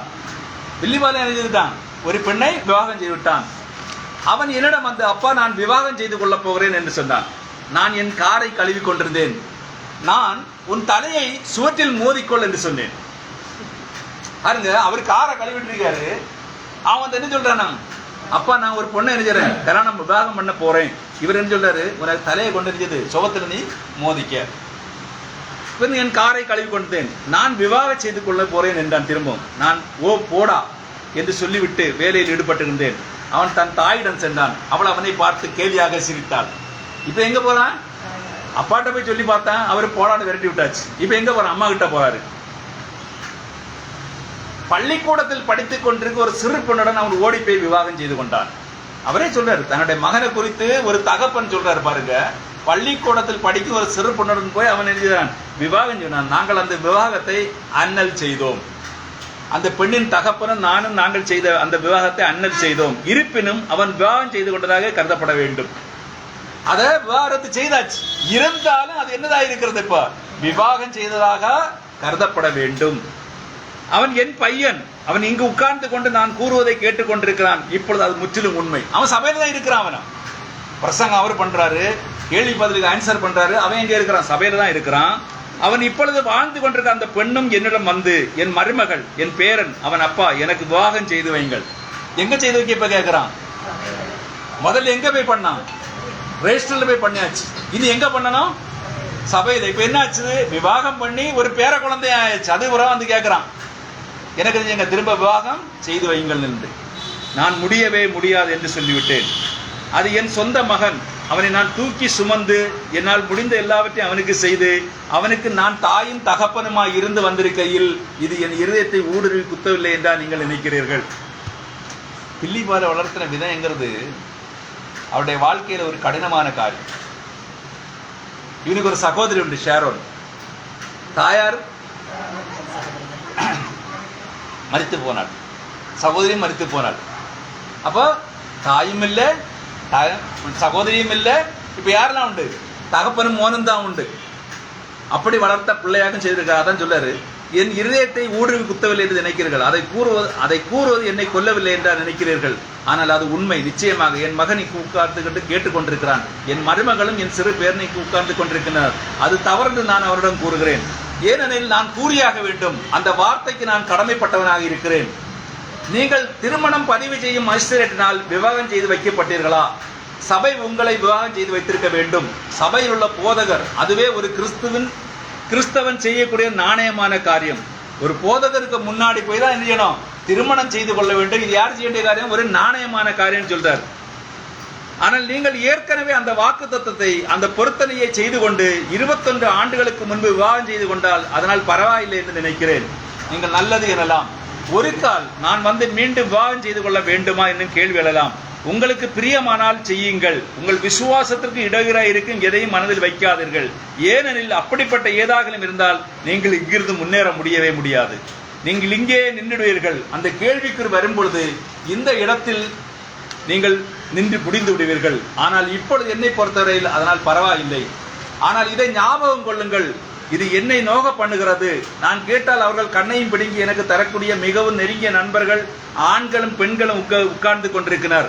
அவர்கள் 2 முறை விவாகமானவர்கள், சிலர் 3 முறையும் கூட. பாருங்க, அதனால்தான் அந்த விவாகத்துங்கிற செய்தியை சபையில கொடுக்கறதுக்கு தேவனால் கொடுக்கப்பட்ட செய்தி அது. அவர் நடத்துற சபைக்குள்ளே 2 முறை 3 முறை கல்யாணம் பண்ணவங்க இருக்கிறவங்களுக்கு நிச்சயமாக இது உணர்த்த வேண்டும் என்று எழுதியிருக்கிறார். தேவன் வந்து விவாகரத்தின் செய்தியை கொடுக்க வச்சிருக்கிறார். பாருங்க, நான் நேசிக்கின்ற என் சொந்த மகன், என் சொந்த பேரன் மற்றும் என் மருமகள் பில்லியை பாருங்கள். நான் அவனை எவ்வளவாக ஆதரித்தேன். அவன் எனக்கு என்ன செய்தான் பாருங்கள். உண்மையை சொன்னாலும் சொல்லாமலும் போனாலும் உண்மைதான். எனக்கு இன்று நான் வெளியே சென்று அசம்பிளி ஆஃப் காட் சபை அல்லது வேறு சபையுள்ள ஜனங்களை அழைத்து நான் சொன்னதெல்லாம் தவறு, அந்த வார்த்தைக்கு நான் நிலைத்திருக்க போவதில்லை, நான் உங்களிடம் நிலைத்திருக்க போறேன் என்று சொன்னால் கூற முடியும். அவ்விதம் நான் செய்தால் எனக்கு இந்த தேவனுடைய வரத்தை கொண்டு நான் வெகு விரைவில் மிகவும் பிரபலமனாக ஒருவனாகி விட முடியும். அவர் என்ன சொல்றாருன்னா, நான் இந்த உண்மையான சத்தியத்தை ரிஜெக்ட் பண்ணி விட்டுட்டு ஒரு ஸ்தாபனத்தில் போய் சேர்ந்தேன்னு சொன்னா நான் எப்படி ஆக முடியும்? என்னோட இருக்கிற கிஃப்டையும் வச்சு நான் பெரியவனாக முடியும். அதான் சொல்றாரு, எனக்குள்ள செல்வாக்கு அனைத்தையும் இந்த ஸ்தாபனங்களுக்கு ஒன்றுக்கு அளித்தால் அவர்கள் மத்தியில் எனக்கு பெரிய பெயர் கிடைக்கும். அவர்கள் மத்தியில் எனக்கு பெரிய பெயர் கிடைக்க வேண்டும் என்றே கவலை எனக்கு இல்லை. அவர்கள் எனக்கு தேவையே இல்லை. அவர்களை நான் நேசிக்கிறேன், அது உண்மை. ஆனால் நான் உண்மையுள்ளவனாக இருக்க வேண்டும். அவ்விதமே நான் செய்தால் நான் ஒரு மாய்மலக்காரனாக இருப்பேன். ஏன்னா தேவனிடத்தில் இவர் இணைஞ்சு இருக்கிறாரு. இவரும் தேவனிடத்தில் இணைஞ்சு இருக்கிறார்னா பொருத்தனை பண்ணி இருக்கிறார். எந்த ஒரு சூழ்நிலை வந்தாலும் உமக்கு என்ன இருப்பேன், உண்மையுள்ளவனாக இருப்பேன் என்று சொல்லி. அதனால எங்க போக முடியாது? ஒரு ஸ்தாபனத்துக்கு போக முடியாது. நான் இங்கு நின்று கொண்டு ஒரு பெண்ணுக்கு வாக்களித்த என் சொந்த மகன் இங்கு உட்கார்ந்திருக்கையில் நான் உண்மையை கூறாமல் போனால் ஒரு மாய்மாலக்காரனாக இருப்பேன். இப்ப இந்த பிரசங்கத்தை அவரே பண்ணிக்கொண்டு தன்னுடைய வீட்டிலே அந்த சம்பவம் நடக்குது. எங்க நடக்கிற அந்த சம்பவம்? தன்னுடைய வீட்டில் நடக்கிற அந்த சம்பவத்தை அவர் கூறாமல் போனால் அவர் யாரா இருக்கிறாரு? மாய்மாலக்காரனாக இருக்கிறார். நான் சொன்னேன், அவனுக்கு அந்த திருமண வைபவம் நடந்துடாமல் போனாலும் அவன் அந்த ஸ்திரீடன் வாழ்ந்து அவளுடன் உறங்கி அவன் என்ன செய்திருந்தாலும் அவன் அவளுக்கு வாக்களித்த போது அவளை மணந்து கொண்டான். அது வில்லிபாலா இருந்தாலும் சரி, வேறு யாரா இருந்தாலும் சரி, அது முற்றிலும் உண்மை. அவன் வாக்களித்த போது அவன் மணந்து கொண்டான். அது நானா இருந்தாலும் அதுவே தான். நாம் உண்மையுள்ளவராக இருக்க வேண்டும். நான் என் மகனுடன் உண்மையுள்ளவராயிராமல் போனால் உங்களுடன் உண்மையுள்ளவராக இருக்க முடியாது. இப்ப பாருங்க, மகனுக்கு நான் சப்போர்ட் பண்ணேன்னா மற்றவர்களுக்கு என்ன செய்ய முடியாது? உண்மையா இருக்க முடியுமா? முடியாது. அவர் பொதுவாக தான் பேசுறார். மகனா இருந்தாலும் சரிதான், விசுவாசியா இருந்தாலும் சரிதான், யாரா இருந்தாலும் சரிதான், தேவனுடைய வார்த்தை என்கிறது தான் நான் சொல்றாரு. நான் உங்களிடம் கூறுவது என் உண்மையுள்ள கருத்து என்பதை நீங்கள் விசுவாசிக்க வேண்டும் என்று விரும்புகிறேன். அதிலிருந்து எதையும் உண்டாக்கி விடாதீர்கள். நான் சொன்ன விதமாகவே சொல்லுங்கள், ஏனெனில் நான் உங்களுக்கு உண்மையை உரைக்கிறேன். இப்பொழுது நான் உங்களிடம் விதமாக அடிக்கடி பேசுவதில்லை, ஏனெனில் நீங்கள் என் பிள்ளைகள். அவ்விதமாகவே நான் உங்களை அழைக்கிறேன். நான் சுவிசேஷத்தின் மூலம் உங்களை கிறிஸ்துவுக்குள் பெற்றெடுத்தேன். நாம் இங்கு ஒன்றாயிருக்கும் பொழுது, நம்முடைய சொந்த குழு இங்கு உட்கார்ந்து கொண்டிருக்கும் பொழுது உங்களை சிறிது கடிந்து கொள்கிறேன். ஆனால் இதை உங்களிடம் கூற விரும்புகிறேன். நீங்கள் என்னிடம் வந்து ஏதாவது என்று கேட்பீர்கள், ஆனால் எனக்கு தெரிந்ததை உங்களுக்கு சிறந்த முறையில் எடுத்துரைப்பேன். அது வார்த்தையில் இருக்குமானால் அதை என்னை குற்றப்படுத்தினாலும் எனக்கு கவலை இல்லை. என்னிடமிருந்து அநேக காரியங்கள் அகற்றப்பட வேண்டியதாக உள்ளது நிச்சயமாக. அடுத்த ஒரு ஸ்திரீ வருகிறா பாருங்க. அண்மையில் ஒரு இளம்பெண்ணிடம் வந்தாள். அந்த ஸ்திரீ இப்பொழுது இங்கில்லை. டாம் சிம்சன், உங்களில் பலருக்கு அவரை தெரியும். டாம் நல்லவர். அவருடைய குடும்பத்தினரும் இங்கில்லை. அவர்கள் எல்லாருமே திரும்பி போய்விட்டனர் என்று நினைக்கிறேன். டாம் சிம்சன், அவர் பிரெட்டுடன் கூட கனடாவிலிருந்து வந்தவர்கள். அவர்கள் நமது தர்மகர்த்தா பிரெட்டை தெரியும். உங்களில் பலருக்கு டாமையும் தெரியும். டாம் அருமையான ஒரு மனிதன். அவர் சிறந்த உடை உடுப்பவர். திருமதி சிம்பன்சனும் கூட. அவள் மட்டும் நான் சொல்வதற்கு செவி கொடுத்தால் அவள் மீண்டும் நடப்பாள். இந்த சகோதரி எதில் இருக்கிறான்னா வீல் சேர்ல இருக்கிறாள். ஆனால் தேவனுடைய வார்த்தைக்கு என்ன, அவள் செவி கொடுக்கல. அவள் ஊனமுற்றவளாய் சக்கர நாற்காலில் உட்கார்ந்து கொண்டிருக்கிறாள். அவள் என்ன செய்ய வேண்டும் என்று சொல்லப்பட்டது அவள் மட்டும் செய்வாளானால் அவள் நடப்பாள். அவளுக்கு சொல்லப்பட்டாச்சு, ஆனால் கீழ்ப்படியலை இன்னுமே. அதில் எதில் இருக்கிறாங்க? சக்கர நாற்காலில் இருக்கிறாங்க. அது உண்மை என்பதை கவனித்து அறிந்து கொள்ளுங்கள். இப்பொழுது அவள் அதை எதிர்பார்த்தால் அவள் என்ன செய்ய வேண்டும் என்று கூறப்பட்டதோ அதை அவளுக்கு செய்ய வேண்டும்.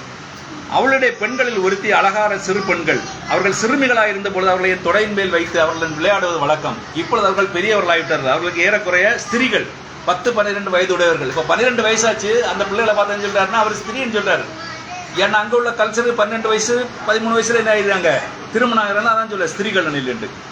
என அவர்கள் ஒருத்தியரிடம் அந்த சகோதரர் பெருங்காமே, நான் ஒரு சொப்பனம் கண்டேன் என்றாள். அவள் என்னிடம் அந்த சொப்பனத்தை உரைத்தாள். அதன் அர்த்தம் என்னவென்று கேட்டாள். நான் தேனே, எனக்கு தெரியாது, நான் ஜெபிக்கிறேன், கர்த்தர் எனக்கு அதை அளவரால் நான் உங்களிடத்தில் எழுதுகிறேன் சொல்லேன் சொன்னார். இப்ப 3-4 தடவை அந்த பிள்ளை எழுதியது அந்த இடத்துல இந்த கேள்வி கேட்குது, ஆன்சர் கேட்குது. சகோதரர் தீர்ப்பு பெருங்காமே, நான் சொன்ன சொப்பனத்திற்கு ஏதாவது அர்த்தம் உண்டா? அவர் என்ன சொல்றாருன்னா, சொப்பனத்தினுடைய அர்த்தம் எனக்கு தெரியும், சொப்பனத்தை அர்த்தம் என்னது எனக்கு தெரியும், ஆனால் நான் அதை சொல்ல மாட்டேன். ஏன் தெரியுமா சொல்ல மாட்டேன்னு சொல்றாரு? தேவன் எனக்கு அதை குறித்து வெளிப்பாடு தந்தால் ஒழிய நான் சொல்லவே மாட்டேன் என்றார். என்ன சொல்றாரு?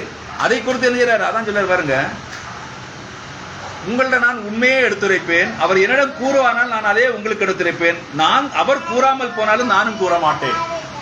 இப்போ உண்மை சொப்பனத்துக்கு அர்த்தம் அவருக்கு தெரியுது, ஆனா என்ன சொல்றாரு? நான் எடுத்து சொல்லவே மாட்டேன்னு சொல்றாரு. அவ்வளவுதான் நிலச்சி அவதமா நீங்கள் என்னை நம்ப வேணுங்கிறேன்.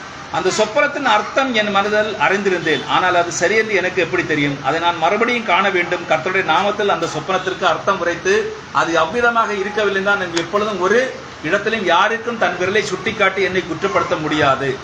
ஏன்னா தேவன் சொல்லாத பட்சத்தில் ஒரு விஷயம் தெரிஞ்சிடாது, சொல்லவே கூடாது.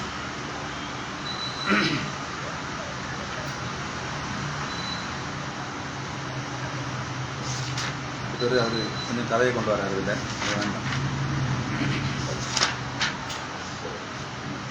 நாங்கள் 29 ஆண்டுகளுக்கு முன்பு விவாகம் செய்து கொண்டோம். திருமணம் பதிவு செய்யும் நீதிபதியால் என் அருமை சகோதரனே, ஒருமுறை விற்பனையாளன் ஒருவர் என்னிடம் இதை கூறினார். அவர் கனடிக் என்னும் இடத்தில் அங்கிருந்த ஏதோ ஒரு இடத்தில் ஒரு ஆலயத்துக்குள் நுழைந்தாராம். ஒரு விற்பனையாளர், இது பல ஸ்டோரியிலையும் சொல்லியிருப்பார் தீர்க்கதரிசி. இவருக்கு ஒரு விற்பனை, அதாவது சேல்ஸ் ரெப்ரசன்டேட்டிவ். இவர் என்ன செய்யறாரு? வெளியூருக்கு போய் எழுதுகிறார், பொருட்களை விற்கிற ஒரு மனுஷன். அவர் போகிற வழியில் எழுதியது ஒரு தேவாலயம் தென்பட்டிருக்கு. அப்ப இவர் போறாரு, தேவாலயத்தில் போய் எழுதியிருக்கிறாரு, ஜெபம் பண்ணி கொண்டிருக்கிறார். ஜெபம் பண்ணி கொண்டிருக்கும் பொழுது இவர் ஏறத்துல 1 மணி நேரமா அந்த ஜெபாலயத்திலிருந்து ஜெபம் பண்ணிட்டு இருக்கிறார். அப்போ வாசல் அடைபடுகிறார். வாசல் அடைபட்ட உடனே அப்படி இவர் என்ன இல்லை, கவனத்தை சிதற விடல. சரி, வாசல் அடைபட்டு ரைட். இவர் ஜெபத்தில் இருக்கும் பொழுது அந்த பலிபீடத்துக்கு முன்ன, அந்த புல்வீட்டுக்கு முன்னாடி போய் நின்று ஒரு கணவன் மனைவியும் என்ன கை கோர்த்து நின்று கொண்டு எழுதுறாங்க, தேவனுடைய சமூகத்தில் எழுதுறாங்க, அறிக்கை விடுகிறார்கள். அதை சொல்றாரு பாருங்க. ஆலயத்தின் கதவுகள் திறந்திருந்த அவர் உள்ளே சென்றார். அங்க யாரும் இருந்தா தெரியல. அவர் முழங்கால் விட்டு ஜெபம் பண்ண தொடங்கினார். அப்படி சொல்றாரு பாருங்க. இவர் நினைச்சாரும் ஒருவேளை அந்த ஆலயத்தை காக்கிறவனா இருக்கும், வந்து வாசல் அடைச்சாரு. அதுதான் சொல்றாரு. அங்கு ஒரு மனிதனும் ஒரு ஸ்திரியும் பீடத்துக்கு முன்பாக நின்று கொண்டு ஒருவர் கையை ஒருவர் பிடித்துக் கொண்டிருந்தனர். அந்த மனிதன் அந்த ஸ்திரியிடம், அன்பே, உன்னை நான் சட்டப்படி விவாகமனையின் மனைவியாக ஏற்றுக்கொள்கிறேன் என்றாராம். அவளும், அன்பே, உம்மை நான் சட்டப்படியான விவாகமனையின் கணவனாக ஏற்றுக்கொள்கிறேன் என்றாலாம். இது என்ன விசித்திரமாய் உள்ளது? அவருக்கு மனசுல தோணுதான்.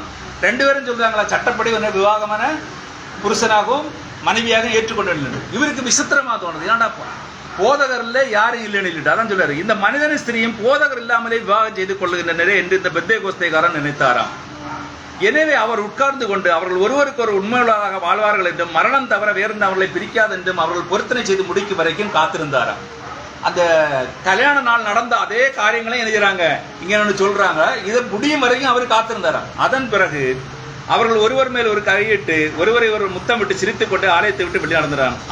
அவர்கள் பின்னால் ஓடி சென்று ஒரு நிமிடம், இது என்னவென்று அறிந்து கொள்ள எனக்கு ஆர்வம் தோன்றுகிறது, நீங்கள் இருவரும் விவாகமா செய்து கொண்டீர்கள் என்று கேட்டாராம். அவர்கள் ஆம் என்றாராம். போதகர் இல்லாமலையா? அதற்கு அந்த மனிதன், இல்லைங்க, எங்களுக்கு விவாகமாகி 40 ஆண்டுகள் ஆகிவிட்டது. 40 ஆண்டுகளுக்கு முன்பு இதே பீடத்துக்கு முன்பாக நாங்கள் விவாகம் செய்து கொண்டோம். ஆனால் ஒவ்வொரு ஆண்டும் விவாக தினத்தில் நாங்கள் இங்கு வந்து எங்கள் விவாக பொருத்தனைகளை என்ன செய்கிறோம்? புதுப்பித்துக் கொள்கிறோம்.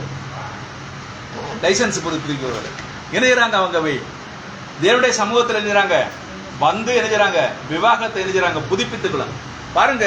ஆனால் விவாகம் செய்து கொள்ளுதலை பொறுத்தவரையில் நீங்கள் அவளுக்கு வாக்களிக்கும் போதே அவள் உங்கள் வார்த்தையை ஏற்றுக்கொள்கிறாள், நீங்களும் அவள் வார்த்தையை ஏற்றுக்கொள்கிறீர்கள். தேவன் உங்கள் இருவருடைய வார்த்தையுமே ஏற்றுக்கொள்கிறாள். எனவே நீங்கள் வெறுமனே வாக்கு கொடுக்காதீர்கள். சும்மா யாருக்கு என்ன செய்யக்கூடாது?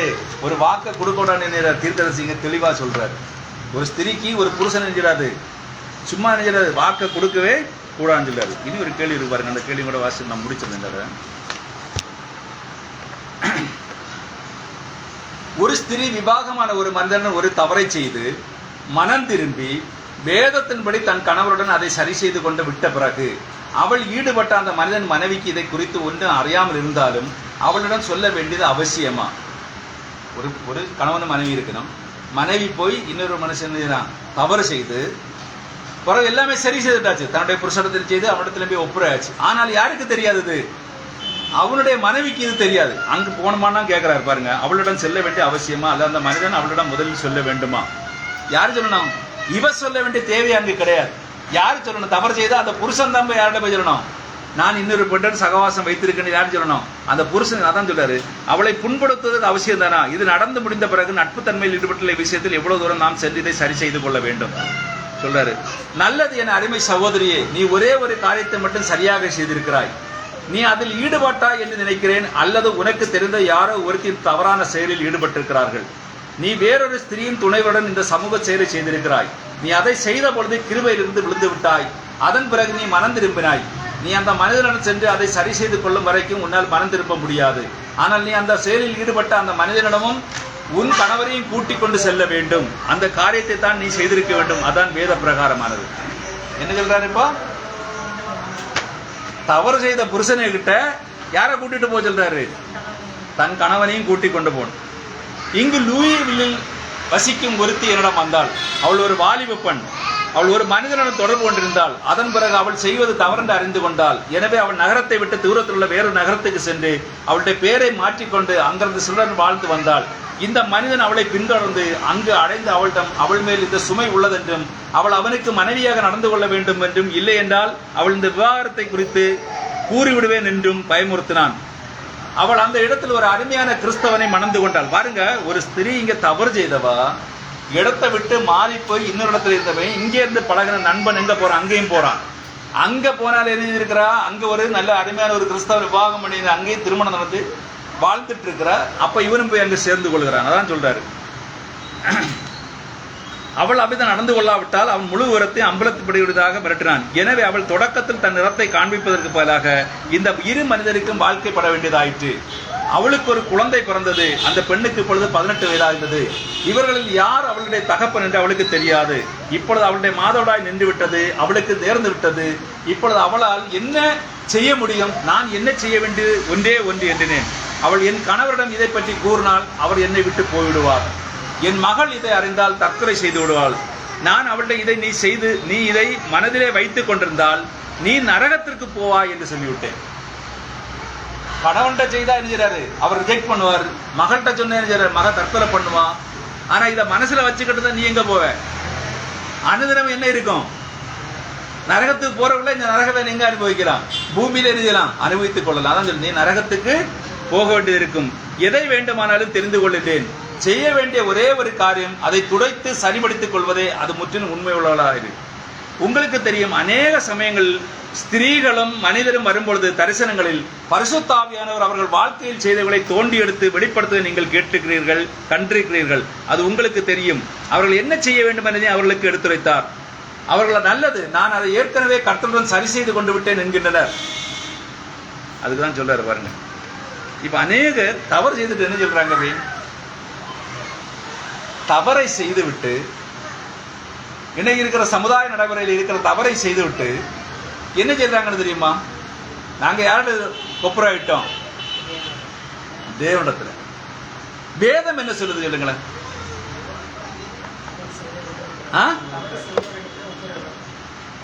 ஆண்டவராய் இயேசு கிறிஸ்து ஊழிய ஜீவத்தில் ஒரு காரியம் சொல்றாரு தெரியுமா?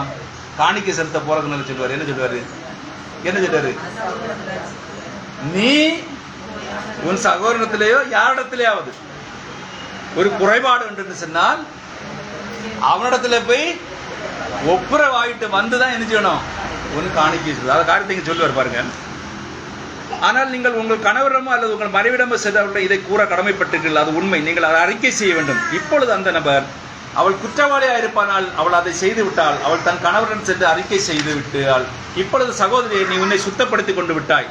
கணவனிடத்தில் அறிக்கை செய்துவிட்டா சுத்தப்படுத்தியாச்சு. ஏனெனில் இடையில் உன் கணவருக்கு விரோதமாய் விபச்சாரம் செய்தாய். நீ உன் கணவருடன் சென்று அறிக்கையிட்டு உன்னை சுத்தப்படுத்தி கொண்டு விட்டாய். அதன் பிறகு அந்த மனிதனுடன் சென்று அங்கேயும் அதை சரி செய்து கொண்டு விட்டாய். நீ சுத்தமாய் இருக்கிறாய். நீ உன் கணவர் உன்னுடன் தொடர்ந்து வாழ விரும்பினால் நீ மறுபடியும் அப்படிப்பட்ட குற்றத்தை செய்யாதிரு. கணவனோட வாழணும்னா ரெண்டு சரி செய்தாச்சு.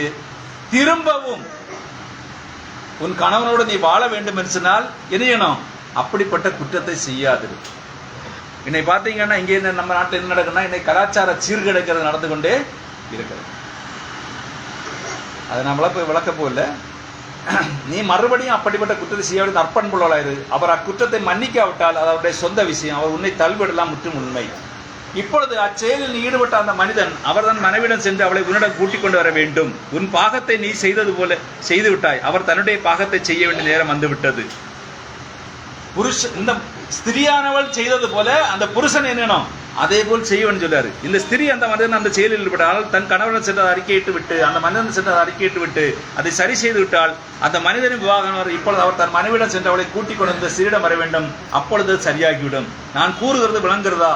அப்பொழுது தீர்ந்து விடும். அதை செய்யாமல் போனால் உன் இருதயம் உன்னை குற்றப்படுத்திக் கொண்டிருக்கும். அண்மையில் 1ஆம் உலகப் போர் முதற்கொண்டு இப்படிப்பட்ட ஒரு நிலையில் இருந்த ஒரு ஸ்திரீ என்னிடம் வந்திருந்தாள். அவள் சகோதரன் பெருங்காமை என்றாள். அவள் மனநிலை நிபுணர்களுக்கு ஆயிரக்கணக்கான டாலர்கள் செலவழித்து விட்டாள். அங்கு நான் உட்கார்ந்து கொண்டு அந்த அறையில் அவளை கவனித்துக் கொண்டிருந்தேன். மேடா அவளை இங்கு கொண்டு வந்தாள். அவள் அங்கு உட்கார்ந்து கொண்டு கைக்குட்டையை தன் கையில் இப்படி பிசைந்து கொண்டு உலகம் வெடித்துவிட போறது என்ற உணர்வுடன் எனக்கு உண்டாருது. நான் என்றெல்லாம் பிரத்தி கொண்டு அவளுக்கு என்னன்னா பிரச்சனை இருக்குது. பிரச்சனை இருக்கிறது அவளுக்கு என்னது? மண்டை மொத்தத்தில் என்ன இது குழம்பிட்டு உலகம் வெடிச்சு போயிடணும்ல சிந்தனையில் இருக்கிறார். நான் அங்கு உட்கார்ந்து கொண்டிருந்தேன். நான் இது ஏதோ உன்னுடன் சம்பந்தப்பட்டுள்ளது, உன் வாழ்க்கையில் எங்காவது ஏதாவது நடந்து உண்டா என்று கேட்டேன். அவள் மனசுல இருந்து பதற்றிட்டு இருக்கிறதுனால என்ன கேட்கிறாரு, போய் உனக்கு ஏதாவது பிரச்சனை நடந்திருக்கானில் என்று. அவள் இல்லை ஐயா, நான் ஒரு ஞாயிற்றுக்கிழமை ஆசிரியை, பள்ளி ஆசிரியை. நான் சரி என்றேன். அங்கு சிறிது உட்கார்ந்து கொண்டு அவளை கவனித்தேன். நான் பச்சை நிற கார் ஒன்றை காண்கிறேன். அவளை சொல்றாரு, நீ வெள்ளை தலைமையில் கொண்ட ஒரு மனிதனுடன் அது இருக்கிறாய். ஒரு ரயில் வண்டி ஏறக்குறைய அந்த காருடன் மோதி விட்டது. உடனே அவள் சொல்றார், நீங்க யாருக்குன்னு அதை சொல்லவே செய்யாதீங்க. தீர்க்கதரிசி அவளை பக்கத்தில் இருந்தோன்னா ஆண்டவர் விஷயம் கொடுக்குறாரு. இவர் வெள்ளை நிற தலைமுறையுடைய ஒரு புருஷனை கூட என்ன ஒரு வாகனத்தில் போறா, ட்ரெயின் இடிக்குது. இவன் சொல்றா, நீங்க யார்கிட்டையும் அதை சொல்லாதீங்கன்னு. நான் உன் கணவர் அப்பொழுது இராணுவத்தில் இருந்தார் என்றேன். மாப்பிள்ளை எங்கே இருக்கிறாரு? இராணுவத்தில் இருக்கிறார். அவள் அழுது புலம்பி மேலே குதித்தாள். அதை யாரிடம் சொல்லாதீர்கள் என்றாள். அது அவள் உள்ளுணர்வுகள் குடிகொண்டிருந்தது. அவள் நீண்ட காலத்துக்கு முன்பே அதை தேவனை அறிக்கை செய்து விட்டேன் என்றாள். இப்ப யார்கிட்ட சொல்லிவிட்டா? தேவனிடத்தில் நான் அறிக்கை செய்தேன். ஆண்டவரே, நான் தவறு செஞ்சுட்டேன்னு அறிக்கை சொல்லிட்டேன்னு சொன்னாள். நான் ஒரு நிமிடம் பொறு, நீ தேவனுக்கு விரோதமாய் தவறு செய்யவில்லை. இப்ப என்ன சொல்றாரு? நல்லா பார்த்துக்கொள்ளுங்க. இன்னைக்கு அநேகர் செய்கிற தவறு தான். எங்க ஒப்புரவாகணுமோ அங்கு ஒப்புரவாக மாட்டார்கள். அவர் எங்கு ஒப்புரவு ஆக வேண்டுமோ அங்கே போய் ஒப்புரவாகிறார்கள். எங்க போய் ஒப்புரவாகிறாங்க? தேவனிடத்தில் ஒப்புரவாக. அதான் சொல்றாரு, நீ ஒரு பாவத்தை செய்திருக்கிறாய், நீ உன் கணவருடன் சென்று அதை முதலில் சரி செய்து கொள்ள வேண்டும் என்றேன். அவர் என்னை விட்டு போய்விடுவார் என்றால், நான் தேவன் எப்படி உன்னை விட்டு போய்விட்டார். இப்ப சொல்லிட்டார், வெறும் சொல்லாரு, தேவன் உன்னை விட்டு போயாச்சு. நீ பாவம் செய்த உடனே யார் போயாச்சு? தேவன் உன்னை விட்டு போய்விட்டார். இப்பொழுது யார் உன்னை விட்டு போக வேண்டும் என்று நினைக்கிறாய்? உன் கணவரிடம் போ என்றேன். அவள், நான் அவர் இதை செய்வார், எனக்கு 2 பிள்ளைகள் இருக்கிறார்கள். நான் நல்லது இவ்வளவுதான் நான் உன்னிடம் கூற முடியும். மனதில் அதை உனக்குள்ளிருந்து வெளியே கொண்டுவரவில்லை. இப்போ மனதில் ஹாஸ்பிட்டலில் போய் அங்கிருந்து என்ன இல்லை, யாரும் கொண்டுவரவே இல்லை. ஆனால் பரிசுத்த ஆவியானவர் வெளிப்படுத்தினார், உன்னை என் வாழ்க்கையில் கண்டதே இல்லை என்றேன்னு சொன்னேன். அவள் அது முற்றிலும் உண்மையே, நல்லது, நான் அவரிடம் கூற முடியாது. இப்ப பாருங்க, அடுத்து சொல்றாரு, திரும்ப கொண்டாரு, நான் உன் கணவர் கருப்பு தலைமையர் கொண்டவர் என்றேன். ஆம், அதே விதமான ஒரு காரியத்தை அவர் உன்னிடம் அறிக்கை செய்ய வேண்டியவராக இருக்கிறார். அவள் சொல்லியா, இதே பொண்ணுக்கு புருஷன் எழுதுகிறாரு, கருப்பு தலைமுடி கொண்ட ஒரு புருஷன். அவர் என்ன செய்திருக்காரு? ஒரு தப்பு செய்திருக்கிறார். அவர் ஒரு இடத்துல அறிக்கைக்கு ரெடியா இருக்கிறார். அவர் சொல்லியா, என் கணவர் அப்படிப்பட்டவர் அல்ல, நான் போய் அவரை இங்கே கூட்டிக் கொண்டு நீ போய் அவரை இங்கே கூட்டிக் கொண்டு வா. ஒரு குறிப்பிட்ட ஸ்திரீ உனக்கு தெரியுமா? அவள் பிங்கு நிற ஆடை அணிவதுண்டு. அவள் ஒரு குறிப்பிட்ட மோட்டார் வாகன நிர்வாகத்தின் அலுவலகத்தில் வேலை செய்கிறாள் என்றேன். அவள் நிச்சயமாக என்றாள். நான் அவளை ஒரு குறிப்பிட்ட பெயரால் அழைக்கிறார்கள் அல்லவா என்றேன். ஆம். 2 வாரங்களுக்கு முன்பு அவர்கள் ஒரு பீச் மரத்தின் அடியில் ஒரு பழுப்பு நிற செவர்லெட் காரில் உட்கார்ந்து கொண்டிருந்ததை, அதன் லைசன்ஸ் நம்பர் என்னது என்று அவர்கள் அதே செயலில் ஈடுபட்டிருந்தேன்னு சொல்றாரு. இவர் தெளிவா சொல்றாரு, இப்படி ஒரு கார்ல ஒரு பீச் மரத்தை கீழே தவறான காரியங்களை செய்து கொண்டது. அவள் அது என் கணவராக இருக்காது என்று சொன்னால், நான் அவரை இங்கே கூட்டிக் கொண்டு வாங்க. அவள் சென்றால் சில நிமிடங்கள் கழித்து அவர்கள் இருவரும் வந்தனர். அவர் சொன்னார், உடனே புருஷன் என்ன சொன்னார்? அது உண்மை என்று சொல்லிட்டார். மனைவி சொல்றா, எனக்கு புருஷன் தவறு செய்ய மாட்டான்னு பிடிவாதமா இருக்கிறா. மனைவி தவறு செய்து விட்டால் புருஷனத்துல சொல்ல முடியாது சொல்லி அவர் புருஷனை கூட்டிட்டு வானே, புருஷன் வந்தவன் என்ன? அவர் உண்மைன்னு சொல்லிட்டாரு. நான் பார்த்தாயா, நீ போய் தேவனிடத்தில் சொல்லின்றேன். ஆனால் முதலாவதாக நீ பலியிடத்தில் வரும் பொழுது குறை ஒன்று கண்டால் நீ போய் அதை சரி செய். அந்த நபர் தன் மனைவியிடம் அதை கூறாமல் குற்றவாளியாக இருக்கும் வரைக்கும் இந்த மனைவி தன்னை சுத்தப்படுத்திக் கொண்டால் இப்பொழுது அது மற்ற பெண்ணையும் அவளுடைய கணவரையும் பொறுத்தது. இந்த மற்ற மனிதனும் அவருடைய மனைவியும் அதை சுத்தப்படுத்திக் கொள்ள வேண்டும். உன்னால் முடியாது. நீ என்ன செய்த போதிலும் அதை சுத்தமாக கழுவி கொள்ளாவிட்டால் அது உன்னை வாழ்நாள் முழுவதும் அரைத்து கழித்துக் கொண்டே இருக்கும். அதை செய்வதற்கு ஒரே ஒரு வழி உண்டு, அறிக்கை செய். அப்படி சொல்றாரு, அது உன் துவலை விரித்தாலும் அதை எப்படியும் செய், உண்மையை சொல், அப்பொழுது நீ அதை சரியாக பெற்றுக்கொண்டாய். ஆமீன். பாருங்க என்ன சொல்றாரு, தவறு செய்தால் எங்க போன முதல்ல இயேசு கிறிஸ்து என்ன சொல்றாரு, தவறு செய்தா எங்க போய் சொல்றாரு இயேசு கிறிஸ்து, தவறு யாருக்கு நடந்ததோ அங்க போக முதல்ல, அங்க ஒப்புரவாகும். அப்போ விவாகமான பெண்களானாலும் சரி ஆண்களானாலும் சரி தவறு செய்யும் பொழுது ஒப்புரவு முதல்ல எங்க நடக்கணும், தன் வீட்டுக்குள்ள நடந்தால்தான் அது தேவனுடைய சமூகத்தில் போக முடியும். இது யாரை குறித்து சொல்கிறார் சொன்னால் சபையையும் கிறிஸ்துவையும் குறித்து சொல்கிறார். உலக பிரகாரமான அது விளக்கங்கள் சபையில வச்சு சொல்றாரு. இருந்தாலும் இது யாருக்காக சொல்கிறார், மணவாட்டிக்கும் மணவாளனுக்கு உரிய காரியங்களை இங்கு சொல்கிறார். கிறிஸ்து என்னும் ஒரே புருஷனுக்கு கற்புள்ள கன்னிகையாக உங்களை நியமித்திருக்கிறபடியால் இது யாருக்கு, சபையாருக்காக தேவன் தீர்க்கதரிசியின் மூலமாக கொடுக்கப்பட்ட செய்தி. கர்த்தர் தாமே உங்களை ஆசீர்வதிப்பாராக. நான் ஜெபத்துக்குள்ள கடந்து ஜெபி.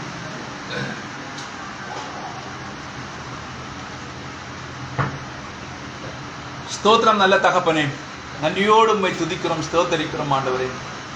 எங்கள் அன்பின் தெய்வமாம் கர்த்தராகிய இயேசு கிறிஸ்துவே, பரிசுத்தமுள்ள தெய்வமே, உமக்கு நாங்கள் நன்றி சொல்கிறோம், நன்றியோடு உம்மை துதிக்கிறோம், ஸ்தோத்தரிக்கிறோம். அப்பா, ராஜாதி ராஜாவும் கர்த்தாதி கர்த்தாவுமா இருக்கிற எங்கள் கர்த்தராகிய இயேசு கிறிஸ்து, உமக்கு நன்றி சொல்கிறோம் ஆண்டவரே, நன்றியோடு உம்மை துதிக்கிறோம், ஸ்தோத்தரிக்கிறோம் ஆண்டவரே. நாம் கர்த்தராகிய இயேசு கிறிஸ்து சகோதரர்களாக சகோதரிகளாக சிறு பிள்ளைகளாய் வாலிப பிள்ளைகளாய் நம்முடைய சமூகத்தில் கடந்து வந்து முதியோர்களாய் நம்முடைய நாமத்தை மகிமைப்படுத்தும்படிய கர்த்தர் மகத்தான கிருபைகளுக்காக, இரக்கங்களுக்காக, அன்பிற்காக, வழிநடத்தலுக்காக நாங்கள் நன்றியோடு உம்மை துதிக்கிறோம், ஸ்தோத்தரிக்கிறோம் ஆண்டவரே. இந்த நாளிலும் ஆண்டவராய் இயேசு கிறிஸ்து இந்த ஆராதனை கர்த்தர் முழுதுமாய் புறப்படுத்துகின்ற பாடல்கள் மூலம், துதிகள் மூலம், ஸ்தோத்திரங்கள் மூலம், சங்கீதங்கள் மூலம், ஆண்டவராய் இயேசு கிறிஸ்துவை சாட்சிகள் மூலம், காணிக்கை மூலம், அருமையான தேவனுடைய தீர்க்கதரிசி கொடுத்த விவாகத்தும் என்ற செய்தியுள்ள ஒரு சில கேள்விப்பதர்களுக்கு ஆண்டவராய் இயேசு கிறிஸ்துவை இந்த நாளில் எங்களுக்கு பதில்களுக்கு தந்த மகத்தான கிருபைகளுக்காக, அதை தியானிக்கும்படி தந்த மகத்தான தயவுக்காக நாங்கள் நன்றியோடு உம்மை துதிக்கிறோம், ஸ்தோத்தரிக்கிறோம் ஆண்டவரே.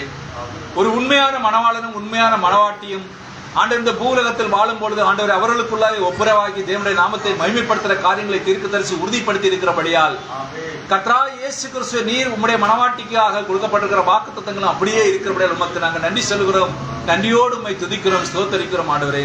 நீர் ஸ்தாபனங்களில் ஆண்டவருடைய வித்துக்களை மாத்திரம் அந்த ஸ்தாபனத்தை மணந்த மணவாட்டி நீர் தேடவில்லை அப்பா.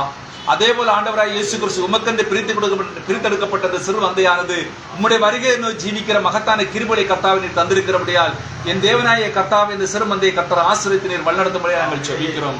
அருமையின் சபையின் விசுவாச குடும்பத்தார் ஒவ்வொருவரையும் கர்த்தர் பொறுப்படுத்திக் கொண்டு நீர் வழிநடத்தும்படியாக நாங்கள் ஜெபிக்கிறோம் அப்பா. ஒவ்வொருவரையும் கர்த்தர் ஆசீர்வதியும் ஆண்டவரே. நீர் பலப்படுத்தும்படியாக ஜெபிக்கிறோம், நீர் திடப்படுத்தும்படியாக ஜெபிக்கிறோம். உம் நாமத்திற்கு மகிமை சாட்சியமாக கர்த்தர் வழிநடத்தும்படியாக நாங்கள் ஜெபிக்கிறோம் அப்பா. இந்த நாளிலும் ஆண்டவராய் இயேசு கிறிஸ்து உன்னதமான கிருபைகள் ஒவ்வொரு குடும்பத்தையும் தாங்கி வழிநடத்தும்படியாக ஜெபிக்கிறோம்.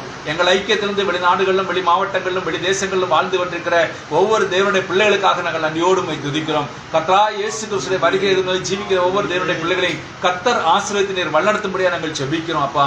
உலகம் முழுவதிலும் கர்த்தராகிய இயேசு கிறிஸ்துவின் பரிசுத்தமுள்ள நாமத்தை தொழுது கொள்கிற ஒவ்வொரு தேவனுடைய பிள்ளைகளையும் அவருடைய குடும்பங்களையும் ஒவ்வொரு ஊழியக்காரர்களையும் அவருடைய குடும்பங்களையும் கர்த்தர் தாமே பொறுப்படுத்தி ஆசீர்வதித்து நீர் வழிநடத்தும்படியாக நாங்கள் ஜெபிக்கிறோம் ஆண்டவரே. ஆமீன். கர்த்தராகிய இயேசு வாரும் என்கிற ஆவியோடு நாங்கள் எங்கிருந்தாலும் நாமத்தை மகிமைப்படுத்தி பிரஸ்தாவப்படுத்தி அதற்கென்று ஜீவிக்கிற பிள்ளைகளாய் காணப்பட கர்த்தர் கிருபை செய்யும். இந்த நாளிலும் ஆண்டவராய் இயேசு கிறிஸ்து ஹல்லேலூயா. எங்கள் இந்தியா தேசத்திற்காக நன்றி சொல்கிறோம், தமிழ்நாட்டிற்காக நாங்கள் நன்றி சொல்கிறோம், இந்த கன்னியாகுமரி மாவட்டத்திற்காக நாங்கள் நன்றி சொல்கிறோம், இந்த கருங்கல் பட்டணத்திற்காக நாங்கள் நன்றி சொல்கிறோம், நாங்கள் வசிக்கின்ற ஒவ்வொரு கிராமங்களுக்காகவும் உமக்கு நன்றி சொல்கிறோம். எங்களை ஜீவனுள்ள சாட்சிகளாய் ஒவ்வொரு தேசத்திலும் கர்த்தாவை நீர் வைத்து ஒரு மந்தையாய் நீர் எங்களை கூட்டி சேர்த்து நீர் வழிநடத்தி இருக்கிற மகத்தான கிருபைகளுக்காக நாங்கள் நன்றி சொல்கிறோம், நன்றியோடு உம்மை துதிக்கிறோம், ஸ்தோத்தரிக்கிறோம் ஆண்டவரே. ஒவ்வொரு நாட்களும் உடைய கிருபைக்குள்ளாக நீர் எங்களை மறுபடியும் மறைத்து நீர் வழிநடத்தும்படியாக ஜெபிக்கிறோம். பலவீனமாக இருக்கிற தேவனுடைய பிள்ளைகளுக்கு பலனையும், சத்துவம் பெற்ற தேவனுக்கு சத்துவத்தையும், ஆசீர்வாத குறைச்சல் இருக்கிற தேவனுக்கு ஆசீர்வாதத்தையும் என் தேவன் தாமே ஆண்டவர் ஒவ்வொருவருக்கும் பக்கவலனும் பாதுகாவலரும் துணையாளருமாய் இருந்து நீர் வழிநடத்தும்படியாக நாங்கள் ஜெபிக்கிறோம். எங்களை முழுவதுமாய் உடைய கருத்திலே தாழ்த்தி இருக்கிறோம். தொடர்ந்து உடைய ஆவினில் இடைக்கட்டி நீர் எங்களை வழிநடத்தும்படியாய் எங்கள் மீட்பு ரட்சகருமாய் இயேசு நாமத்தில் ஆமென். என் ஆத்துமாவே கர்த்தரை ஸ்தோத்திரி, என் முழு உள்ளமுடைய பரிசுத்த நாமத்தை ஸ்தோத்திரி. என் ஆத்துமாவே கர்த்தரை ஸ்தோத்திரி, கர்த்தர் செய்த சகல வாரங்களை மறவாதே. ஆமென். ஹalleluya, ஹalleluya, ஹalleluya, ஹalleluya, ஹalleluya, ஹalleluya, ஹalleluya, ஹalleluya, ஹalleluya,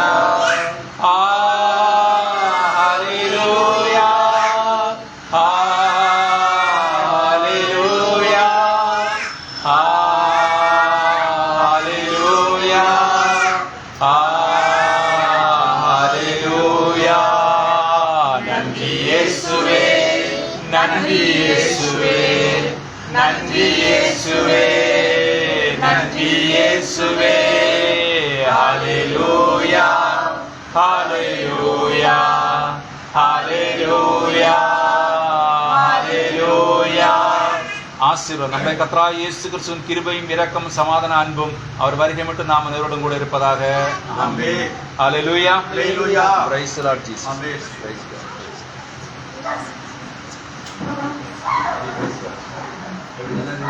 தெரியுமா?